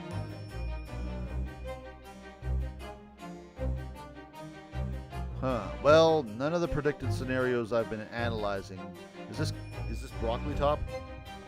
Well, none of the predicted scenarios I've been analyzing involve you coming to visit me here. Is Van Zieks visiting the professor? Aha! I called it. It's been too long. He really has. I'm delighted to see you, Beric. It's been 10 years. Here we are, meeting in a prison of all places. It can't be a coincidence that I'm Professor. Weren't your parents killed by Professor? Not me, though, I swear. I can't forgive myself for what happened to Mr. Minigen. I just can't. Please don't prosecute me. I don't want to die. I still can't believe it could happen. I swear it wasn't murder. It wasn't. I didn't. It was an accident. Tomorrow the court will decide. But the decision is I'm guilty or I die. I don't like that decision. I have a young Eastern man acting for my defense. He seems reliable enough, though. It was an accident. A terrible accident. He assures me he can prove it. He can't. He sucks. I must warn you. Oh, I know. I've heard already. You're going to be prosecuting, aren't you? Well, at least he's kind enough to do him a solid and warn him. Since I've returned to England, I've heard lots of stories. Beric, are you really... What? An asshole? Never mind. I know that you have my best interest at heart. I really don't. My friend is on trial. I wouldn't entrust it to anybody else. Wait a minute. How is this trial going to go here? Is his apprentice going to be taken over here? No, wait. I guess he literally just said he's doing it. How is this going to go? I mean, you guys are having a little tete-a-tete here. Huh. Of course, I fully understand. I'm assuming we're going to end soon with a to be continued. Thank you, Beric. Are you... What? Until tomorrow, then. I'll see you in court. I want to see how they're going to prove this is a murder, too, because it really does seem like it's going to be an accident. How does that play? There's our to be continued. That's a good 3.5 hour stream. I like it. I like it. Dun dun dun dun dun dun dun dun dun. Overwrite that save and cut to the other screen. We're gonna wrap it up. Alright, this is interesting. I'm still fuzzy on what's going on because we didn't really investigate a whole friggin' lot. I really wish we had more like, how did the guy teleport? Was there a literal beam or was he launched like a catapult? I feel that stuff's important. I also wonder what exactly is going to be the thing that comes up that, you know, that says that it's a murder, because so far we don't really have anything about a murder going on. It's just, yeah, it was an accident. And you wouldn't think Barrett would be talking chummy with the guy if he literally thought it was a murder and he's going to prosecute him as such. It's a little odd. And of course we're learning a little bit more about people. We've got Batman going on. There's a lot happening. And then that whole waxwork thing. Who gives a crap about your stolen waxwork? Like, that's got to factor in something. Like, it's got to be like I don't know, maybe the guy faked his own death so that the Zeke's curse wouldn't get him, and what was actually launched was a waxwork. But I feel like the people who do the autopsy and the cops aren't going to be stupid enough to notice that it isn't an actual dead body as opposed to a waxwork. Like, that can't fly. But maybe there was a substitute somewhere, or maybe a substitute was intended and he died anyway. There's a lot that could be happening. So I'm a little more intrigued by this case than the last one. I don't care much for the dead guy who wasn't dead. That's not that's not as fun a case. But I like that Gina's back. She seems like she's doing some interesting stuff. I'm interested in seeing what's going to happen. So the next stream will be on Monday. I am going to upload the Corpse Party stream because I did finish re-encoding that earlier today. I just didn't have a chance to upload it. It will go up soon. I'm trying to think of some new inspiration for a hypnosis video, so I'll try to get one of those up as soon as possible. I guess my every Tuesday scheme isn't quite working out, but you know, whatever. And I will be continuing to stream on Twitch. Melty Blood will be on Sunday because that has moved over to the Twitch side. I'm going to find some other horror game to play now that I'm done with Knock Knock and Corpse Party. We'll have to see. I'm not quite sure what the plan is there, but I've got lots of options, so I'll figure something out. Keep an eye on Twitch. Like, comment, subscribe. It helps a lot. I know the numbers aren't a big thing for me to dwell on, but I'd be lying if I didn't like seeing them, if I said I didn't like seeing them grow. So, you know, let me know you're out there. Make some comments. Follow. Watch Twitter. Follow me there. Watch on Twitch. Not all the streams that are done on Twitch come over to YouTube, so if you're not watching Twitch, you may miss something if you do want to watch. So keep an eye on it. Anyway, we will wrap up. I am going to be... I'm going to be collabing tomorrow. I'm going to collab with a bunch of other Octotubers and some other stuff. We're going to be playing some Gardic Phone. Probably about a half dozen of us, maybe, roughly. We're trying to see who else we can get. But look out for that. I'm going to have fun on that. I think I'm going to Twitch that. Yeah, I'll probably Twitch it and then upload it to YouTube. So watch Twitch for that, because that's going to be fun. Anyway, take care. Talk to you later. Have a great week. See ya. Bye-bye. Adios.